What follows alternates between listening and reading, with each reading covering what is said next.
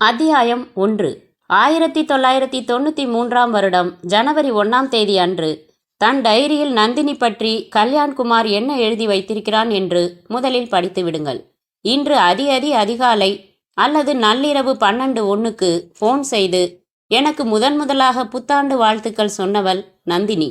நந்தினி வீட்டில் ஃபோன் இல்லை. தெருமுனைக்கு நடந்து வந்து 24 மணி நேர பூத்தில் இருந்து பேசியதாக சொன்னாள். மற்றவர்களை முந்திக்கொண்டு எனக்கு முதல் நபராக வாழ்த்து சொல்ல விரும்பினாளாம் நந்தினி. அவள் பெயரை மனம் ஓசையில்லாமல் உச்சரித்து பார்க்கும்போது எனக்குள் எவ்வளவு மாற்றங்கள் ஏற்படுகின்றன. உடம்பு இலவம் பஞ்சாகி விடுகிறது. காதருகில் ஒற்றை புல்லாங்குழல் கேட்கிறது. ரத்தம் தவளை பாய்ச்சலில் போகும் வழியெல்லாம் கிச்சு மூட்டிவிட்டு போகிறது. என் மேல் பறவையின் சிறகுகள் பொழிகின்றன. மழை நாளின் காற்றாக கன்னங்கள் ஜில்லென்று ஆனால் சூடாகின்றன.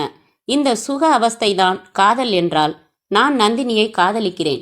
இதை சொன்னால் சூர்யா சிரிப்பானோ, வாதம் செய்வானோ, ஃப்ராய்டை துணை கலைப்பானோ? தினம் ஒரு தடவையாவது சொல்வான் காதல் என்பது சுத்த பேத்தல் என்று. அவனிடம் சொன்னால் போடா புண்ணாக்கு என்பான். ஏதோ இடி செயல் செய்துவிட்டதைப் போல என்னை பார்ப்பான். சூர்யாவுக்கு காதல் அனுபவம் இல்லை, அல்லது அதில் கசப்பான அனுபவத்தை கண்டிருக்க வேண்டும் என்பது என் அனுமானம். இதுவரை கேட்டதில்லை, இதுவரை சொன்னதும் இல்லை. நட்பிலும் சில கோடுகள் உண்டே, அந்தரங்க செய்திகளிலும் ஒரு விளிம்பு உண்டே. சூர்யா சிரிப்பது ஒரு பக்கம் இருக்கட்டும், நந்தினி அவள் மனதில் என்ன இருக்கிறது? இதே சுக அவஸ்தையை அவளும் அனுபவித்து கொண்டிருக்கிறாளா? அவளுடைய நடவடிக்கைகளிலிருந்து அப்படித்தான் இருக்க வேண்டும் என்று தோன்றுகிறது. அனுமானங்களிலேயே தொடரக்கூடிய விஷயமாயுது. யார் முதலில் பனித்திரையை ஊதி கலைப்பது? நானா? ஐயோ, எப்படி தயக்கமாக இருக்கிறது. படித்து விட்டீர்களா? இப்போது 3 பேரை பற்றியும் கொஞ்சம் அகலமாக அறிந்து கொள்ளலாம். கல்யாண்குமார், நீங்கள் யூகித்து வைத்துள்ள 28 வயதுதான். மாநிறம், ஆனால் கலையான முகம், மேலுதட்டை ஜீரணம் செய்யும் மீசை. சொந்த ஊர் திருச்சிக்கு அருகில் குழுமணி. படிப்பு செயின்ட் ஜோசப் கல்லூரியில். கல்லூரி நாட்களில் ஹார்மோனியம் ப்ளஸ் கர்நாடக சங்கீதம் கற்று பின் கீபோர்டில் எக்ஸ்பர்ட் ஆனான். கல்லூரியின் இசைக்குழுவின் மாஸ்டர். அனைத்து கல்லூரி இசைப்போட்டி நடக்கும்போதெல்லாம் இவன் தலைமையில் செல்கிற இசைக்குழு பரிசை தட்டிக்கொண்டு ரோலிங் டிராஃபியோடு திருச்சி தெப்பக்குளம் சுற்றி ஊர்வலமாக வருவது வாடிக்கையான விஷயம். படிப்பு முடிந்து சென்னையில் இளையராஜாவின் குழுவில் சேர்ந்து நன்கு பயிற்சி பெற்று பிறகு பெரிய இசையமைப்பாளராக வரவேண்டும் என்று லட்சியம் விதைத்து கொண்டு, ஆனால் வீட்டில் வேலை தேடப் போகிறேன் என்று பொய் சொல்லிவிட்டு சென்னை வந்தான் கல்யாண்குமார். தேனாம்பேட்டையில் 150 ரூபாய் வாடகையில் தீப்பெட்டி சைஸில் ஒரு மாத வாடகை அறை பிடித்து கொண்டான். 24 அறைகளுக்கு 2 டாய்லெட், 2 பாத்ரூம். தினசரி காலையில் கிட்டத்தட்ட கத்தி குத்து வரை போக பார்க்கும் தகராறு. ராத்திரி படுக்கையில் கொசுக்களுக்கு நடுவில் கொஞ்சம் இடம் கிடைக்கும். எல்லா அறைகளிலும் கொசு அடிக்கும் பட்டாசு சத்தம் தீபாவளி பிரமை தரும். கல்யாண்குமார் எல்லாவற்றையும் பொறுத்து கொண்டு ரெக்கார்டிங் தியேட்டர்களுக்கு அலைந்து 30 நாட்களுக்கு பிறகு ஒரு நாள் இளையராஜாவை கண்ணால் பார்த்தே விட்டான். அடுத்த 1 மாதத்தில் அவரிடம் பேசியும் விட்டான். இப்போ என்கிட்ட நிறைய பேர் இருக்கிறாங்க தம்பி. தவிர உன்னை போல சேரலாம்னு ஆர்வத்தோட சொல்லி வச்சிருக்கிறவங்க நிறைய பேர் பல வருஷமாக வெயிட்டிங்கில் இருக்காங்க. உங்கள் ஆர்வத்தை தப்பு சொல்லலை. முதல்ல அடிப்படை வருமானத்துக்கு ஏற்பாடு பண்ணிக்கங்க. படிச்சிருக்கீங்க, முதல்ல ஏதாச்சும் வேலையில் சேர பாருங்க. அதுக்கப்புறம் இசைத்துறையில் முயற்சி பண்ணுங்க. பொறுப்பாக நிதானமாக சொல்லப்பட்ட அறிவுரை பளிச்சென்று மனதில் பதிந்தது. ஊரில் அம்மாவின் 2 வளையல்களை விற்று எடுத்து வந்திருந்த பணமும் தீர்ந்து போயிருந்தது. மறுபடி பணம் கேட்டு ஊருக்கு கடிதம் எழுத மனசாட்சியும் தன்மானமும் இடம் தரவில்லை. முதலில் வேலை, அப்புறம் இசை என்று தீர்மானித்து வேலைக்கான முயற்சிகளில் தீவிரம் காட்டினான். 3 மாத இடைவிடாத முயற்சிக்கு பிறகு ஒரு லெதர் எக்ஸ்போர்ட் கம்பெனியில் 1000 ரூபாய் சம்பளத்தில் கிளார்க் வேலை கிடைத்தது. சேர்ந்து கொண்டான். கல்யாண்குமாருக்கு மதுரையில் ஒரு வக்கீல் மாமா. அவர் ஹைகோர்ட்டில் வாதாட அடிக்கடி மதுரையிலிருந்து சென்னை வந்து போய் கொண்டிருந்தார். லார்ஜ் பில் எக்கச்சக்கமாக ஆவதால் யோசனை செய்து சிந்தாதிரிப்பேட்டையில் 12 வீடுகள் கொண்ட ஒரு அப்பார்ட்மெண்ட்ஸில் 850 சதுர அடியில் 2 பெட்ரூம்கள் கொண்ட ஒரு ஃப்ளாட்டையே விலைக்கு வாங்கி போட்டார். கல்யாண்குமார் தங்கியிருந்த தேனாம்பேட்டை அறைக்கு ஒரு தடவை வந்து பார்த்த அவர், என்னடா ரூம் எடுத்திருக்க? கொஞ்சம் ஆழமாக இழுத்து மூச்சு விட்டா ஆஸ்பெட்டாஸ் விழுந்துடும் போலிருக்கே, மழை பெஞ்சா ஒழுகும் போலிருக்கே என்றார். இல்லை மாமா, ஒழுகாது, கொட்டும் என்றான் கல்யாண்குமார். இதை பாரு, நான் மாதம் ஒரு தடவை தான் மெட்ராஸ் வந்து போகிறேன். மற்ற சமயம் எல்லாம் என் ஃப்ளாட் சும்மா பூட்டி தான் இருக்குது. இந்தா சாவி, நாளைக்கே காலி பண்ணிவிட்டு சாமான்லாம் அங்கே கொண்டு போய் வச்சுக்கோ. இல்லை மாமா, பரவாயில்ல. அடே, உன்னை வாடகை எதுவும் கேட்க மாட்டேன்டா என்றதும் பயம் நீங்கி சம்மதித்தான். ஜாகை மாறினான். டெலிஃபோன் வசதியோடு அட்டகாசமான 2 பெட்ரூம் ஃப்ளாட். கட்டில், மெத்தை, மேஜை, சமையல் கட்டில், கேஸ் ஸ்டவ்வுடன். குடித்தனம் நடத்த ஒரே ஒன்றுதான் குறைவு, பெண்டாட்டி. வேலை, இடம் இரண்டும் நிரந்தரமானதும் ஆஃபீஸ் முடிந்து மாலை வேளைகளில் மறுபடி தன் இசைத்துறை முயற்சியை துவக்கினான் கல்யாண்குமார். இசையமைப்பாளர் தேவாவின் அலுவலக வாசலில் காத்திருந்த போது கூட காத்திருந்தவனின் வாயில் சிகரெட் வைத்துக்கொண்டு மேட்ச் பாக்ஸ் இருக்கா என்று கேட்டான். அவன், சூர்யா. சாரி, நான் ஸ்மோக் பண்ணுறதில்ல. சரி, டீ சாப்பிடுவீங்களா? சாப்பிடுவேன். ஏன்? வாங்களே, கடைக்கு போய் டீ சாப்பிட்டுட்டு வரலாம். மியூசிக் டைரக்டர் வரதுக்கு 1 மணி நேரம் ஆகும்னு சொன்னாங்க. ஐ எம் சூர்யா என்று கை குலுக்கினான். இயல்பாக பேசிய விதமும் அழைத்ததும் உடனடியாக அவன் மேல் ஒரு நல்ல நட்பை ஏற்படுத்தியது. டீ பருகியபடி கல்யாண்குமார் தன் பின்னணியை சொன்னான். சூர்யா சிகரெட் புகைத்தபடி அவனை பற்றி சொன்னான். அப்பா இல்லை, அம்மா மட்டும்தான். அம்மா டாக்டர், பிரசவ எக்ஸ்பர்ட்.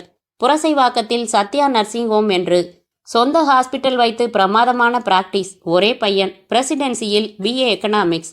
படிப்பு ஏறவில்லை.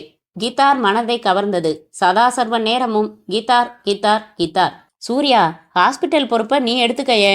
அட்மினிஸ்ட்ரேஷனையும் சேர்த்து நானே பார்க்க வேண்டியிருக்கு. எனக்கு சிரமமா இருக்கு என்றார் அம்மா. போம்மா, போரு, நான் வரமாட்டேன் அங்கே.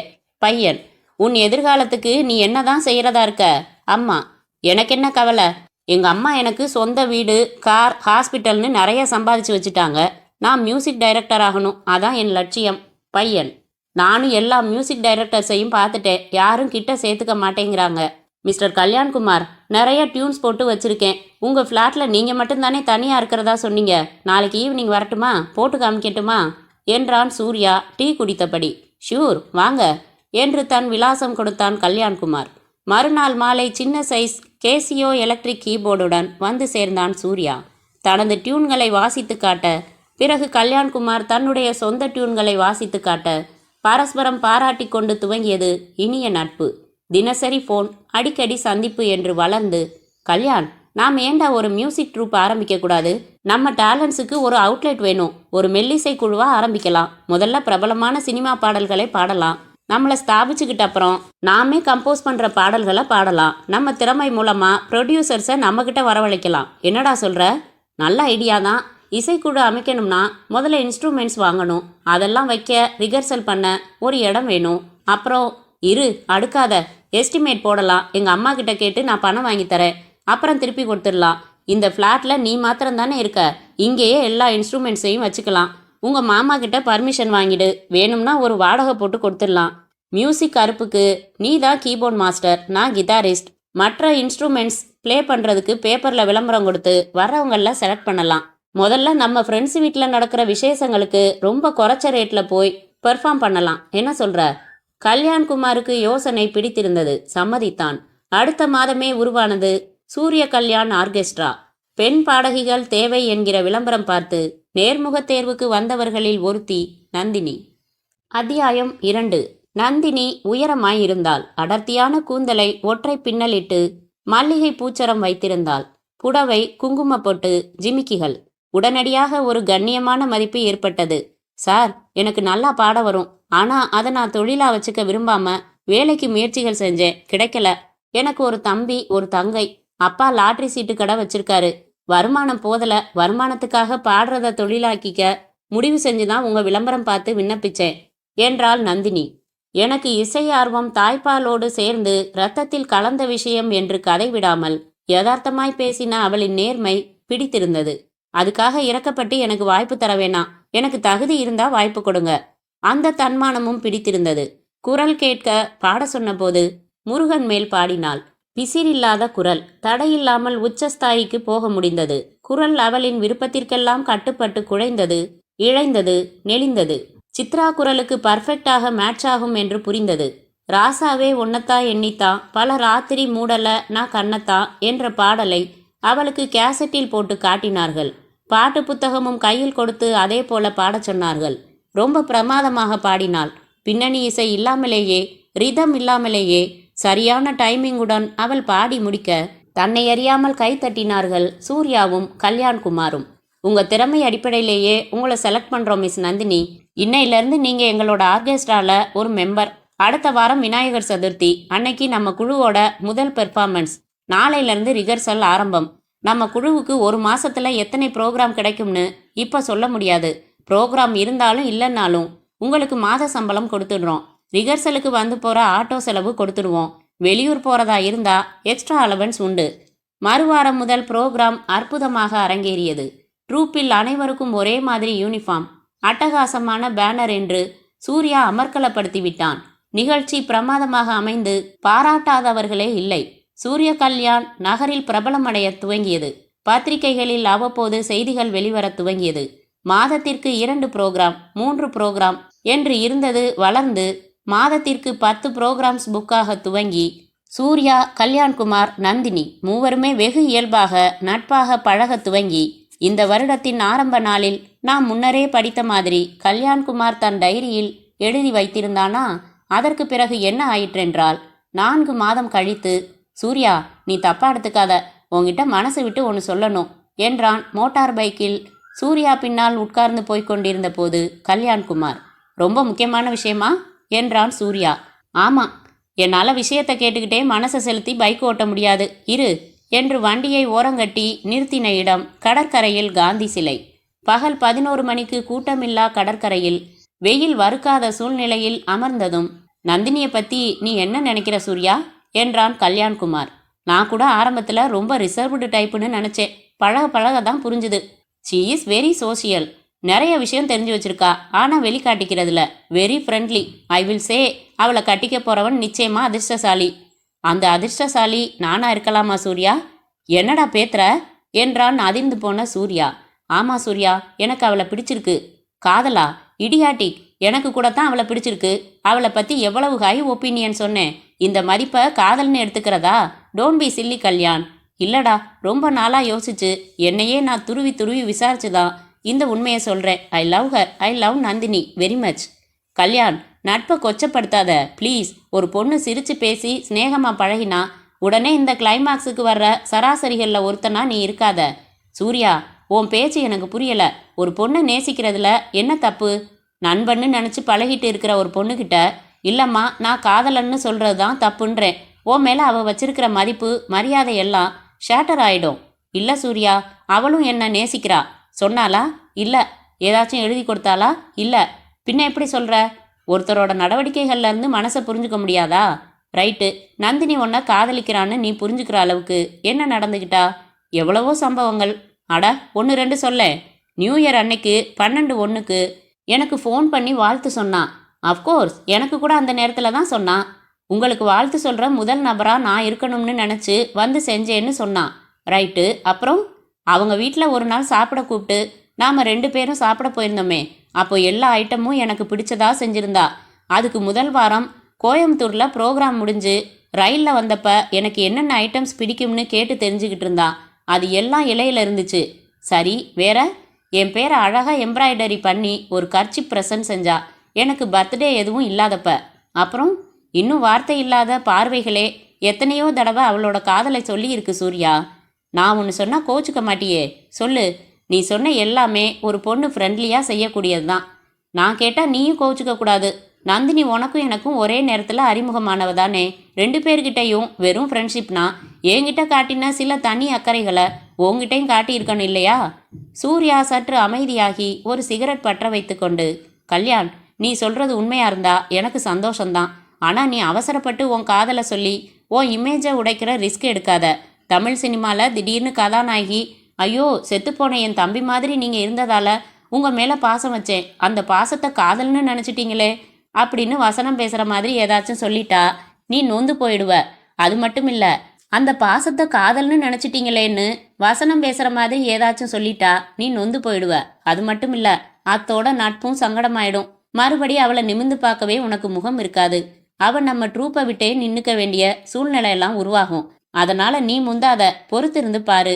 நிஜமா அவ உன்னை காதலிக்கிறதா இருந்தா அதை அவளே உறுதியா வெளிப்படுத்தட்டும் என்றான்.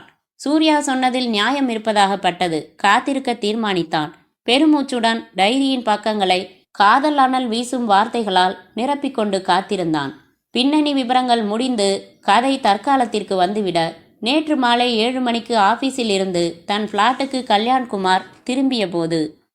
அத்தியாயம் 3. கதவை திறந்து உள்ளே வந்த கல்யாண்குமார் கதவிடுக்கின் வழியாக தள்ளிவிடப்பட்டிருந்த அந்த வெள்ளை கவரை எடுத்தான். ஸ்டாம்போ தபால் முத்திரையோ இல்லாத நேரில் கொண்டு வந்து தள்ளிவிடப்பட்ட அந்த வெள்ளை கவரில் டு கல்யாண்குமார் என்று மட்டும் இருந்தது, ஒட்டப்பட்டிருந்தது. அது நந்தினியின் கையெழுத்து என்பது பார்த்ததுமே தெரிந்தது. உடனே மனதில் 2 இறக்கைகள் முளைத்து படபடவென்று அவை அடித்து கொள்ள கட்டிலில் அமர்ந்து லேசாக நடுங்கும் விரல்களால் கவரை கிழித்து கடிதத்தை வெளியில் எடுத்தான். அன்பான கல்யாண்குமார், நந்தினியின் கடிதம் இது. ஆச்சரியமாக இருக்கிறதா? தினம் சந்திக்கிற, போனில் பேசுகிற இவள் கடிதம் எழுத வேண்டிய அவசியம் என்ன என்று உங்கள் புருவங்கள் உயர்கின்றனவா? இது நந்தினியின் உள்மனது எழுதும் கடிதம். உண்மை ஒன்றை மட்டுமே தாங்கின கடிதம். எனக்கு தெரியும், இந்த கடிதத்தை நீங்கள் பிரித்த போது உங்கள் மனம் படபடவென்று அடித்து கொண்டிருக்கும். சரியா? எழுதிய போது எனக்கும் அப்படித்தான் இருந்தது. கல்யாண், 2 வருடங்களாக நாம் பேசி பழகி வருகிறோம். நாம் நண்பர்கள் என்று எல்லோரும் நினைத்து கொண்டிருக்கிறார்கள். ஆனால் உண்மையில் நாம் அப்படி நினைத்து கொண்டிருக்கிறோமா?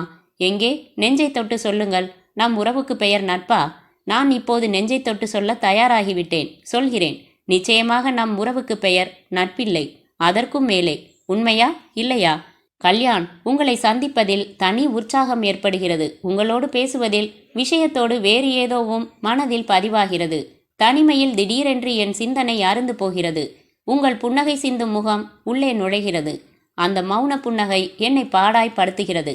கல்யாண், நேரடி வார்த்தைகளில் சொல்லிவிடவா? நான் உங்களை நேசிக்கிறேன். ரொம்ப ரொம்ப ரொம்ப நேசிக்கிறேன். எனக்கு தெரியும், நீங்களும் என்னை நேசிக்கிறீர்கள். ஆனால் வெளிப்படுத்த தயக்கம், தடுமாற்றம், விளைவை நினைத்து பயம். பொறுத்து பொறுத்து பார்த்து இதோ நானே முந்திக் கொண்டு விட்டேன். கல்யாண், நாம் வேஷங்களை கலைத்து விடலாமே ப்ளீஸ். உங்கள் பதிலுக்காக நான் காத்திருக்கிறேன். எங்கே காத்திருக்கிறேன் தெரியுமா? உங்கள் அருகில், ரொம்ப அருகில். நிமிர்ந்து பாருங்கள். பிரியமாய், நந்தினி. நிமிர்ந்து பார்த்து அதிர்ந்து போனான். அவன் எதிரில் கைகளை கட்டிக்கொண்டு புன்னகையோடு அவனை பார்த்தபடி நின்று கொண்டிருந்தாள் நந்தினி. ஏய், எப்படி உள்ள வந்த நந்தினி? சூர்யா கிட்ட இன்னொரு சாவி கொடுத்து வச்சிருக்கீங்களே. காலையில கேட்டு வாங்கிக்கிட்டேன், வந்து உள்ள ஒளிஞ்சுக்கிட்டேன். எனக்கு உங்க உடனடி எக்ஸ்பிரஷன் தெரிஞ்சுக்கணும்னு ஆசை, அதான் என்று விழிகளை தாழ்த்தி கொண்டாள். மெல்ல அவள் அருகில் வந்தான் கல்யாண்குமார். ஐம் சாரி நந்தினி என்றான். திடுக்கிட்டு நிமிர்ந்தாள். ஒரு ஆம்பளை நான் முந்திக்க வேண்டியிருக்க, ஒன்ன முந்திக்க வச்சதுக்காக சாரின்னு சொன்னேன் என்று புன்னகைத்ததும் அவள் முகம் மலர்ந்து, ச, இப்படியா பயமுறுத்துறது? ஒரு செகண்ட் நான் செத்துட்டேன் தெரியுமா? என்ன பேச்சு இது நந்தினி? தயக்கம்தான் காரணம். இப்ப கூட வா. இப்ப தயக்கம் எதுவும் இல்லையே. அப்ப ஒரு தடவை வாயை திறந்து சொல்லக்கூடாதா என்றாள் குறும்பாக பார்த்து. அவள் வலது கையை இயல்பாக கோர்த்து கொண்டு தன்பால் இழுத்து சரிய வைத்து காதோரம் சொன்னான், ஐ லவ் யூ நந்தினி. 1 மணி நேரம் மனம் விட்டு பேசிக்கொண்டிருந்து விட்டு நந்தினி புறப்பட்டு சென்றதும் முதல் வேளையாக ஃபோன் எடுத்தான் கல்யாண். சூர்யா, வீட்டில் ஏறு. 1/2 மணி நேரத்தில் நான் இங்கே வரேன். ஸ்வீட்டோட வரேன். ஒரு ஸ்வீட் நியூஸோட வரேன். என்னன்னு கெஸ் பண்ணி வை. சிங்கப்பூர் தமிழ் சங்கத்திலேருந்து நம்ம ஆர்கெஸ்ட்ராவை கூப்பிட்ருக்காங்களா? அதில்ல, வேற பர்சனல். வரேனே. உடைமாற்றிக்கொண்டு சூர்யாவுக்கு பிடித்த முந்திரி கேக் 1/4 கிலோ வாங்கி கொண்டு புரசைவாக்கத்தில் அவன் வீட்டிற்கு ஸ்கூட்டரில் வந்து சேர்ந்தான் கல்யாண். சூர்யாவை தனி அறைக்கு அழைத்து வந்து ஸ்வீட் பாக்ஸ் திறந்து முந்திரி கேக் எடுத்து, முதல்ல சாப்பிடு சொல்றேன் என்று குதூகலித்தான். சூர்யா ஸ்வீட் சாப்பிட்டபடி, சரி சொல்லு என்றான். LOVE என்றான். அவனை உன்னிப்பாக பார்த்து, மை காட், என்னாச்சு? நந்தினி தன் மனசு திறந்து சொல்லிட்டாளா என்றான் ஆர்வமாக சூர்யா. சொல்லல, எழுதிட்டா, இதோ பாரு. அந்த கடிதத்தை படித்து பார்த்து உற்சாகமான சூர்யா அவன் வயிற்றில் செல்லமாக குத்தி, ராஸ்கல், எவ்வளோ பெரிய விஷயம் இது. ஒரு ஸ்வீட்டோட முடிச்சிடலாம்னு பாத்தியா? சிவாஸ்ரீகள் ஒரு பாட்டில் உடைச்சாகணும் பிரதர். கொடுத்துட்டா போச்சு. இந்த நிமிஷம் என் மனசு எவ்வளவு சந்தோஷமா இருக்கு தெரியுமா? ரைட், லவ்வ வீட்டுக்கே வந்து சொல்லியிருக்கா. இதுக்காக தான் என்கிட்ட சாவி வாங்கினாளா? சரி, என்ன செஞ்ச நீ? நானும் ஐ லவ் யூன்னு சொன்னேன். அதான் சொல்லியிருப்பியே. டயலாக் பார்ட்டை விடு, ஆக்ஷன் பார்ட்டை சொல்லுக்கண்ணா. போடா. வெட்கப்பட்டான். அட, வெக்கம்மா உனக்கா? இப்ப சொல்ல போறியா இல்லையா? சொல்லலைன்னா உத விழும். எல்லாரும் என்ன செய்வாங்களோ அதான் செஞ்சேன். எல்லாரும் என்ன செய்வாங்கன்னு எனக்கு தெரியாதே. விட மாட்டியா? லேசா கட்டிப்பிடிச்சேன். அப்புறம் கன்னத்துல ஒரு கிஸ் கொடுத்தேன். காதல் வெளிப்படுத்தின உடனே கிஸ்ஸா? பெரிய தைரியசாலி தான் நீ. உள்ளுக்குள்ள அவ்வளவு காஞ்சு கிடந்திருக்க. சரி, அப்புறம் மேலே சொல்லு. அவ்வளவுதான். அப்புறம் சும்மா உட்காந்து பேசிக்கிட்டு இருந்தோம். சரி, கல்யாணத்தை பற்றி பேசுனீங்களா? என்ன பேசுனீங்க? கல்யாணம் பண்ணிக்கலாம்னு தான். ஒரு அறை விட்டேன்னா காது ஜவ்வு கிழிஞ்சிடும். பின்ன சும்மா காலம்புறா கிஸ் பண்ணிக்கிட்டே இருக்கிறதுக்கா காதலிப்பாங்க? எப்போ என்னன்னு பேசுனீங்களான்னு கேட்டா, 1 வருஷம் போகட்டும்னு 2 பேருமே முடிவு செஞ்சோம். என்ன கணக்கு அது? ஒரு கணக்கும் இல்லை. புருஷன் பொண்டாட்டின்னு இல்லறத்துல இணைஞ்சதுக்கப்புறம் நேச்சுரலாக ஏற்படுற அன்புல த்ரில் இருக்காது. ஒரு சூழ்நிலை கட்டுப்பாடுகள் தானாக வந்துடும். அதனால காதலில் உள்ள த்ரில்லையும் போதையையும் நாங்கள் அனுபவிக்க வேணாமா?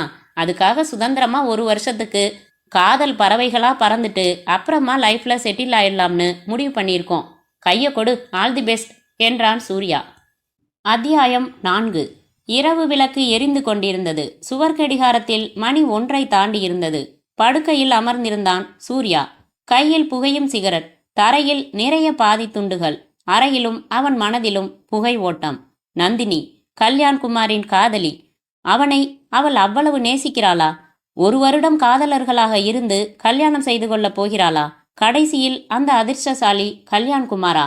கல்யாண்குமார் என்னை விட அழகானவனா? என்னை விட அறிவானவனா?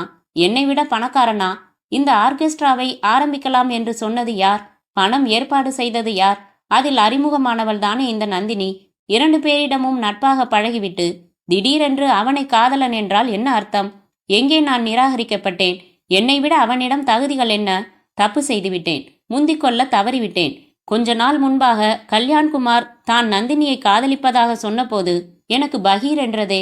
என்னடா இவன், நம்மை போலவே மனதில் அப்படி ஒரு அபிப்பிராயம் வளர்த்து கொண்டிருக்கிறானே என்று மனதுக்குள் பதறினேனே.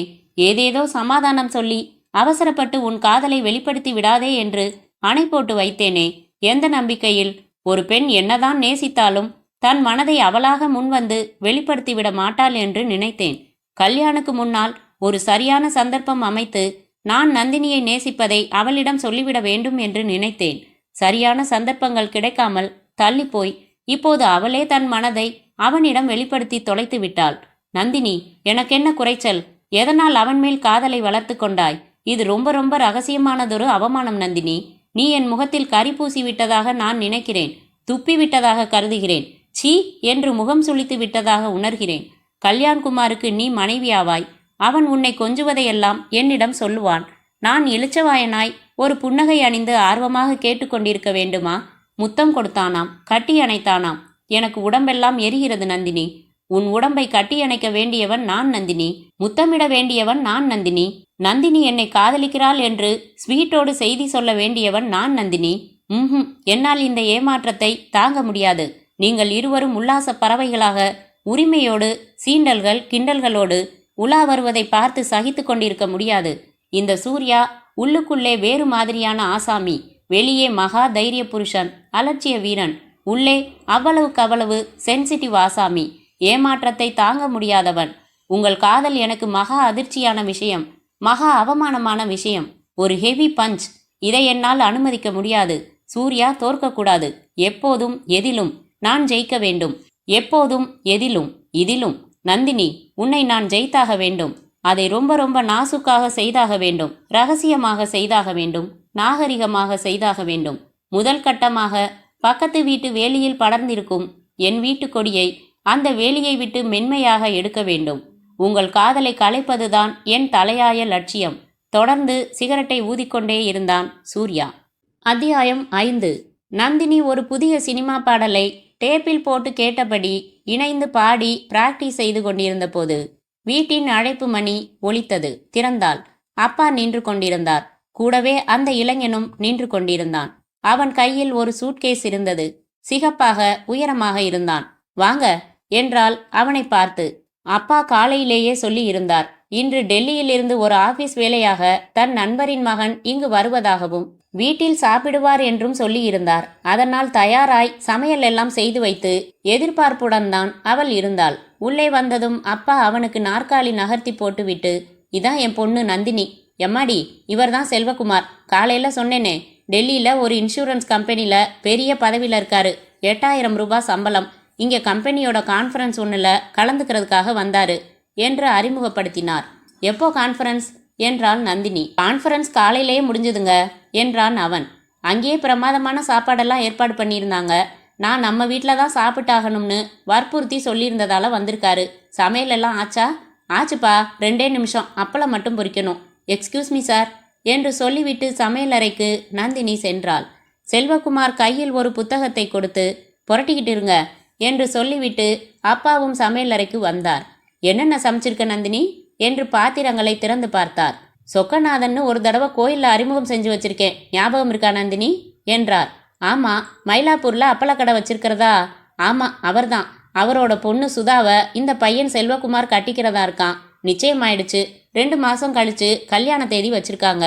அப்படியா? அவங்க ரொம்ப சுமாரான இடம் தானே. இவர் 8000 சம்பளம் வாங்குறதா சொல்றீங்க. எப்படி அந்த இடத்துல பெண் எடுக்க சம்மதிச்சார் இவரு? தமிழ்நாட்டில இருந்து பொண்ணு வேணும், அழகான அடக்கமான பொண்ணா இருந்தா போதும், அந்தஸ்து முக்கியம் இல்லைன்னு சொல்லிட்டாரு. 1 பைசா வரதட்சணை வாங்க போறதில்லையாம். அது மட்டும் இல்ல, கல்யாண செலவு பூராவும் மாப்பிளையே ஏத்துக்கிறாராம்.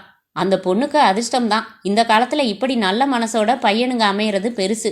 பெரிய ஆபீசருக்கு இருக்க வேண்டிய பந்தா எதுவும் இல்லாம இயல்பா இருக்காரு என்ற நந்தினி பொரித்த அப்பளங்களை டப்பாவில் போட்டுவிட்டு, ரெடிப்பா, இலையில பரிமாறட்டுமா என்றாள்.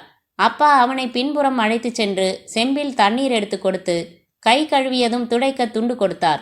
ஃபேன் போட்டுவிட்டு அவன் இலையில் அவன் அமர்ந்த பிறகு தன் இலையில் அமர்ந்தார். நந்தினி உணவு வகைகளை பரிமாறத் துவங்கினாள். நீங்க என்ன செய்றீங்க என்று சாப்பிட்டபடி அவளை கேட்டான் செல்வகுமார். டிகிரி படிச்சு முடிச்சேன். எனக்கு மியூசிக்ல இன்ட்ரெஸ்ட், நல்லா பாடுவேன். எதுக்கு திறமையை வேஸ்ட் பண்ணணும்னு ஒரு லைட் மியூசிக் குழுவில் சேர்ந்து ப்ரோக்ராம்ஸுக்கு போய்கிட்டு இருக்கேன். பணமும் கிடைக்கும், ஒரு நிறைவும் கிடைக்குது என்றாள் நந்தினி. ஐசி என்றான் அவன். உங்களுக்கு சொந்த ஊர் எது சார் என்றாள். சொந்த ஊர் தஞ்சாவூர். படித்ததெல்லாம் அங்கே தான். அப்பா அம்மா எல்லாம் அங்கே தான் இருக்காங்க. நான் மட்டும்தான் டெல்லியில் இருக்கேன். ரூம் எடுத்து தங்கியிருக்கீங்களா? இல்லைங்க, கம்பெனியில் எனக்கு குவார்ட்டர்ஸ், கார், ஃபோன் எல்லாம் கொடுத்துருக்காங்க. ஒரு சர்வெண்ட் வச்சுருக்கேன். அவனோட சமையலை சகிச்சுக்கிட்டு சாப்பிட்டுக்கிட்டு இருக்கேன். தனியாக இருக்கிறது போர் அடிக்கும்ல? இல்லைங்க, உங்களை மாதிரியே நானும் மியூசிக் லவர். எப்போ பார்த்தாலும் ஸ்டீரியோவில் கேசட் போட்டு கேட்டுக்கிட்டே இருப்பேன். I love music like anything. பேசியபடியே சாப்பிட்டு முடித்தார்கள். நான் வரேங்க என்று கைகூப்பி விடை பெற்றான் செல்வகுமார். அனுப்பிட்டு வந்துடுறேன் என்று அவனோடு சென்றார் அப்பா. அன்றிரவு தனது லாட்டரி கடையை மூடிவிட்டு வீடு திரும்பிய அப்பா சாப்பிட்டு முடித்து வெற்றிலை போட்டபடி, இப்படி வந்து உட்காருமா நந்தினி என்றார். நந்தினி அவர் அருகில் வந்து அமர்ந்தாள். ஏமா, மத்தியானம் நம்ம வீட்டுக்கு வந்துட்டு போனாரே செல்வகுமார், அவரை பத்தி நீ என்ன நினைக்கிற? ரொம்ப நல்லவரா தெரிகிறார்ப்பா. பண்பாட்டோட பேசுறாரு, லட்சணமா இருக்காரு, நல்ல உத்தியோகம். அந்த பொண்ணு சுதாவுக்கு அதிர்ஷ்டம்னு தான் சொல்லணும் என்றாள் நந்தினி. ஏமா, நந்தினிக்கு அதிர்ஷ்டம்னு சொல்லக்கூடாதாத? திடுக்கிட்டு பார்த்தாள் நந்தினி. ஆமாம்மா, அவருக்கு கல்யாணம் நிச்சயமாகி இருக்குன்னு நான் சொன்னது பொய். செல்வகுமார் நமக்கு ஒரு வகையில் தூரத்து சொந்தம். உன்னை இயல்பா பொண்ணு பார்க்க விரும்பினாரு. அதனால தான் ஃப்ரெண்டு பையன்னு பொய் சொல்லி கூட்டிட்டு வந்தேன். அவருக்கு உன்னை ரொம்ப பிடிச்சு போச்சுமா. நீ பதில் சொல்லிட்டா அவர் அப்பா அம்மாவை அழைச்சிக்கிட்டு வந்து முறையா நிச்சயம் பண்ணிக்க தயாரா இருக்காரு. அப்பா, என்னப்பா அதெல்லாம்? முன்கூட்டி சொல்லியிருந்தா ஒத்துக்கிட்டு இருப்பியா? இப்போ என்ன அவசரம்னு சினுங்கி இருப்ப. அதனால தான் இந்த ஏற்பாடு. என்ன சொல்ற நந்தினி? இல்லப்பா, இந்த சம்பந்தம் வேணாப்பா. என்னம்மா பேசுற நீ? டெல்லியில் உத்தியோகம், 8000 சம்பளம், வீடு, கார், ஃபோன் வசதி, அழகான பையன், குணமான பையன், 1 பைசா வரதட்சணை கேட்கல. இதுக்கு மேலே ஒரு நல்ல மாப்பிள்ளை கிடைப்பானா? செல்வகுமாருக்கு என்ன குறைச்சல்? அவருக்கு எந்த குறைச்சலும் இல்லைப்பா. நான் இங்கே எங்கள் மியூசிக் ட்ரூப்பை நடத்துகிற நம்ம கல்யாண்குமாரை மனசார நேசிக்கிறேன். அவரும் என்னை விரும்புகிறாரு என்றால் தரை பார்த்து. நீண்ட நேரம் மௌனமாக இருந்தார் அப்பா. இதோ பாருமா, நீ படித்தவ, விவரம் புரிஞ்சவ. எது நல்லதுன்னு நீயே உட்காந்து நல்லா யோசனை பண்ணு. ஒன்றும் அவசரம் இல்லை. 1 வாரம் கழிச்சு கூட செல்வகுமாருக்கு நம்ம பதிலை எழுதி போடலாம். எதிர்காலத்தை எல்லாம் நல்லா யோசனை பண்ணி ஒரு முடிவுக்கு வா என்றார் அப்பா. அத்தியாயம் 6. அப்புறம் என்றான் கல்யாண்குமார். கடற்கரையில் அவள் மடிமேல் தலை வைத்து படுத்திருந்தான். யோசனை பண்ணி பார்த்தேன், என் முடிவை சொல்லிட்டேன் என்றாள் நந்தினி. அதான் என்ன சொன்னன்னு கேட்குறேன். சம்மதம்னு சொன்னேன் கல்யாண். அடி செருப்பால. ஏன் கல்யாண், செல்வகுமாருக்கு என்ன குறைச்சல்? இப்போ தான் வாங்க போற நீ. நான் கல்யாண்குமாரைத்தான் கல்யாணம் பண்ணிக்க போறேன்னு தீர்மானமா சொல்லியிருக்கேன். அப்பா உங்களை பார்த்து பேசணும்னு சொன்னார் கல்யாண். எப்போ வேணும்னாலும் வர சொல்லு. அது சரி, நீங்க வந்து அவரை பார்க்கறதா முறை. நான் தமாஷுக்கு சொன்னேன். சொல்லு, எப்போ வரட்டும்? நாளைக்கே வாங்க. என்கிட்ட உண்மை பேசின மாதிரி அவர்கிட்ட உண்மை பேசிடாதீங்க. கொஞ்சம் பொய் பேசுங்க. என்ன சொல்ற நீ? சிகரெட் பிடிக்கிறத என்கிட்ட நீங்க மறைச்சதில்ல. எப்பவாவது விஸ்கி சாப்பிடுவேன்னு சொன்னீங்க. எங்க அப்பா குடிப்பழக்கம் உண்டான்னு கேட்டா என்கிட்ட சொன்ன மாதிரியே சொல்லி வைக்காதீங்கன்னு சொன்னேன். புரிஞ்சுதா? புரிஞ்சுது.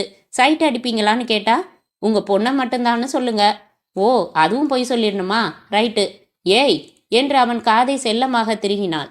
நிஜம் சொல்லணும்னா அழகான பொண்ணு ரோட்ல போனா கண்ணு பார்க்க தான் செய்யும். நான் ரசனையோட லிமிட்டோட பார்க்கறதோட சரி. போனா போகுது, பார்க்கறது மட்டும்தானே. வாரத்துல 6 நாள் பார்க்கறதோட சரி. 7வது நாள் மன்மத லீலை. அப்பதானே ஒரு முன் அனுபவத்தோட உன்னோட குடித்தனம் பண்ண முடியும். சீ, என்ன பேச்சு இது? விளையாட்டுக்கு கூட இப்படி அபத்தமா பேசாதீங்க கல்யாண், பிடிக்கல. சாரிம்மா, சும்மா உன்னை சீண்டி விடுறதுக்காக சொன்னேன். நான் கற்பை பொறுத்த வரைக்கும் ஒரு கண்ணகன். அதென்ன, கண்ணகிக்கு ஆண்பால். இருவரும் சிரித்தார்கள். மியூசிக் ரிகர்சல் முடிந்து பஸ் ஸ்டாப்பில் தன் பஸ்ஸுக்காக காத்திருந்தாள் நந்தினி. மாலை நேரம் கூட்டம் அதிகமாக இருந்தது. கர்ப்பிணிகளாக பஸ்கள் வந்து கொண்டிருந்தன. எக்ஸ்கியூஸ் மீ, குரலுக்கு திரும்பினாள் நந்தினி. அந்த பெண்ணின் நெற்றியிலும் வகிட்டின் துவக்கத்திலும் குங்குமம் இருந்தது. கழுத்தில் தாலி இருந்தது. என்னங்க என்றாள் நந்தினி. உங்களோட நான் கொஞ்சம் தனியா பேசணும். என்ன விஷயம்? உங்க நன்மைக்காகத்தான் பேச விரும்புறேன். எல்லாம் விபரமா சொல்றேன். அந்த பார்க்கு உள்ள போய் உட்காந்து பேசலாமா? அவள் நடக்க புரியாமல் அவளை தொடர்ந்தாள் நந்தினி. அந்த பூங்காவுக்குள் வந்து ஒரு சிமெண்ட் பெஞ்ச் தேர்வு செய்து அமர்ந்ததும், உங்க பேர் என்ன என்றாள் அவள். நந்தினி. நேத்து கடற்கரைக்கு நீங்க வந்திருந்தீங்க இல்லையா? ஆமா. உங்க கூட இருந்தது சூரிய கல்யாண் இசைக்குழு நடத்துற கல்யாண்குமார் தானே? ஆமா. நீங்க? தயவு செஞ்சு என் பேரை கேட்க வேணாம், விலாசம் கேட்க வேணாம். ஆனா நான் சொல்றத நம்புங்க. நேத்து நான் என் புருஷனோட வந்திருந்தேன். இல்லைன்னா அந்த கல்யாண்குமார் சட்டையை பிடிச்சு உலுக்கி இருப்பேன். ஏன் என்றால் புரியாமல். உங்களை லவ் பண்றதா சொன்னான் அவன். 2 பேரும் மனப்பூர்வமா லவ் பண்றோம் என்றால் குழப்பமாக. நீங்க வேணும்னா மனப்பூர்வமா லவ் பண்ணலாம். ஆனா அவன் உங்களை உடம்பு பூர்வமா தான் லவ் பண்ணுவான். ராஸ்கல், உங்களுக்கு அதிர்ச்சியா இருக்கா? நான் அவனால பாதிக்கப்பட்டவ. என்னை கல்யாணம் செய்துக்கிறதா தலையில அடிச்சு சத்தியம் செஞ்சான். நம்பினேன். வரம்பு மீறி பழகிறதுக்கு நம்பிக்கையோட அனுமதிச்சேன். நான் உண்டானதும் அவன் குணம் மாறிடுச்சு. என்னை வெறுத்தான். என்னை விட்டு விலகினான். இருங்க, நீங்க நிஜமா கல்யாண்குமாரை பத்தி தான் சொல்றீங்களா? சத்தியமா சொல்றேங்க. நேத்து கடற்கரையில அந்த சண்டாளனோட உங்களை பார்த்ததும் நான் பதறி போயிட்டேன். இன்னொரு பெண்ணோட வாழ்க்கை நாசமாக போகுதேன்னு பதறினேன். என்னை இவன் மோசம் பண்ணிட்டு கல்யாணம் பண்ணிக்க முடியாதுன்னு சொன்னதும் நான் அழுதேன், துடிச்சேன். கருவை களைச்சிக்கிட்டேன். வீட்டில் சொல்லலை. எனக்கு கல்யாண ஏற்பாடுகள் செஞ்சாங்க. நான் கெட்டுப்போனவன்னு தெரிஞ்சா ஆயுசுக்கும் எனக்கு கல்யாணம் நடக்காது. என்னோட தங்கைகளையும் யாரும் கட்ட மாட்டாங்க. அதனால பெரிய பொய்ய மனசுல முழுங்கிட்டு கல்யாணத்துக்கு சம்மதிச்சேன்.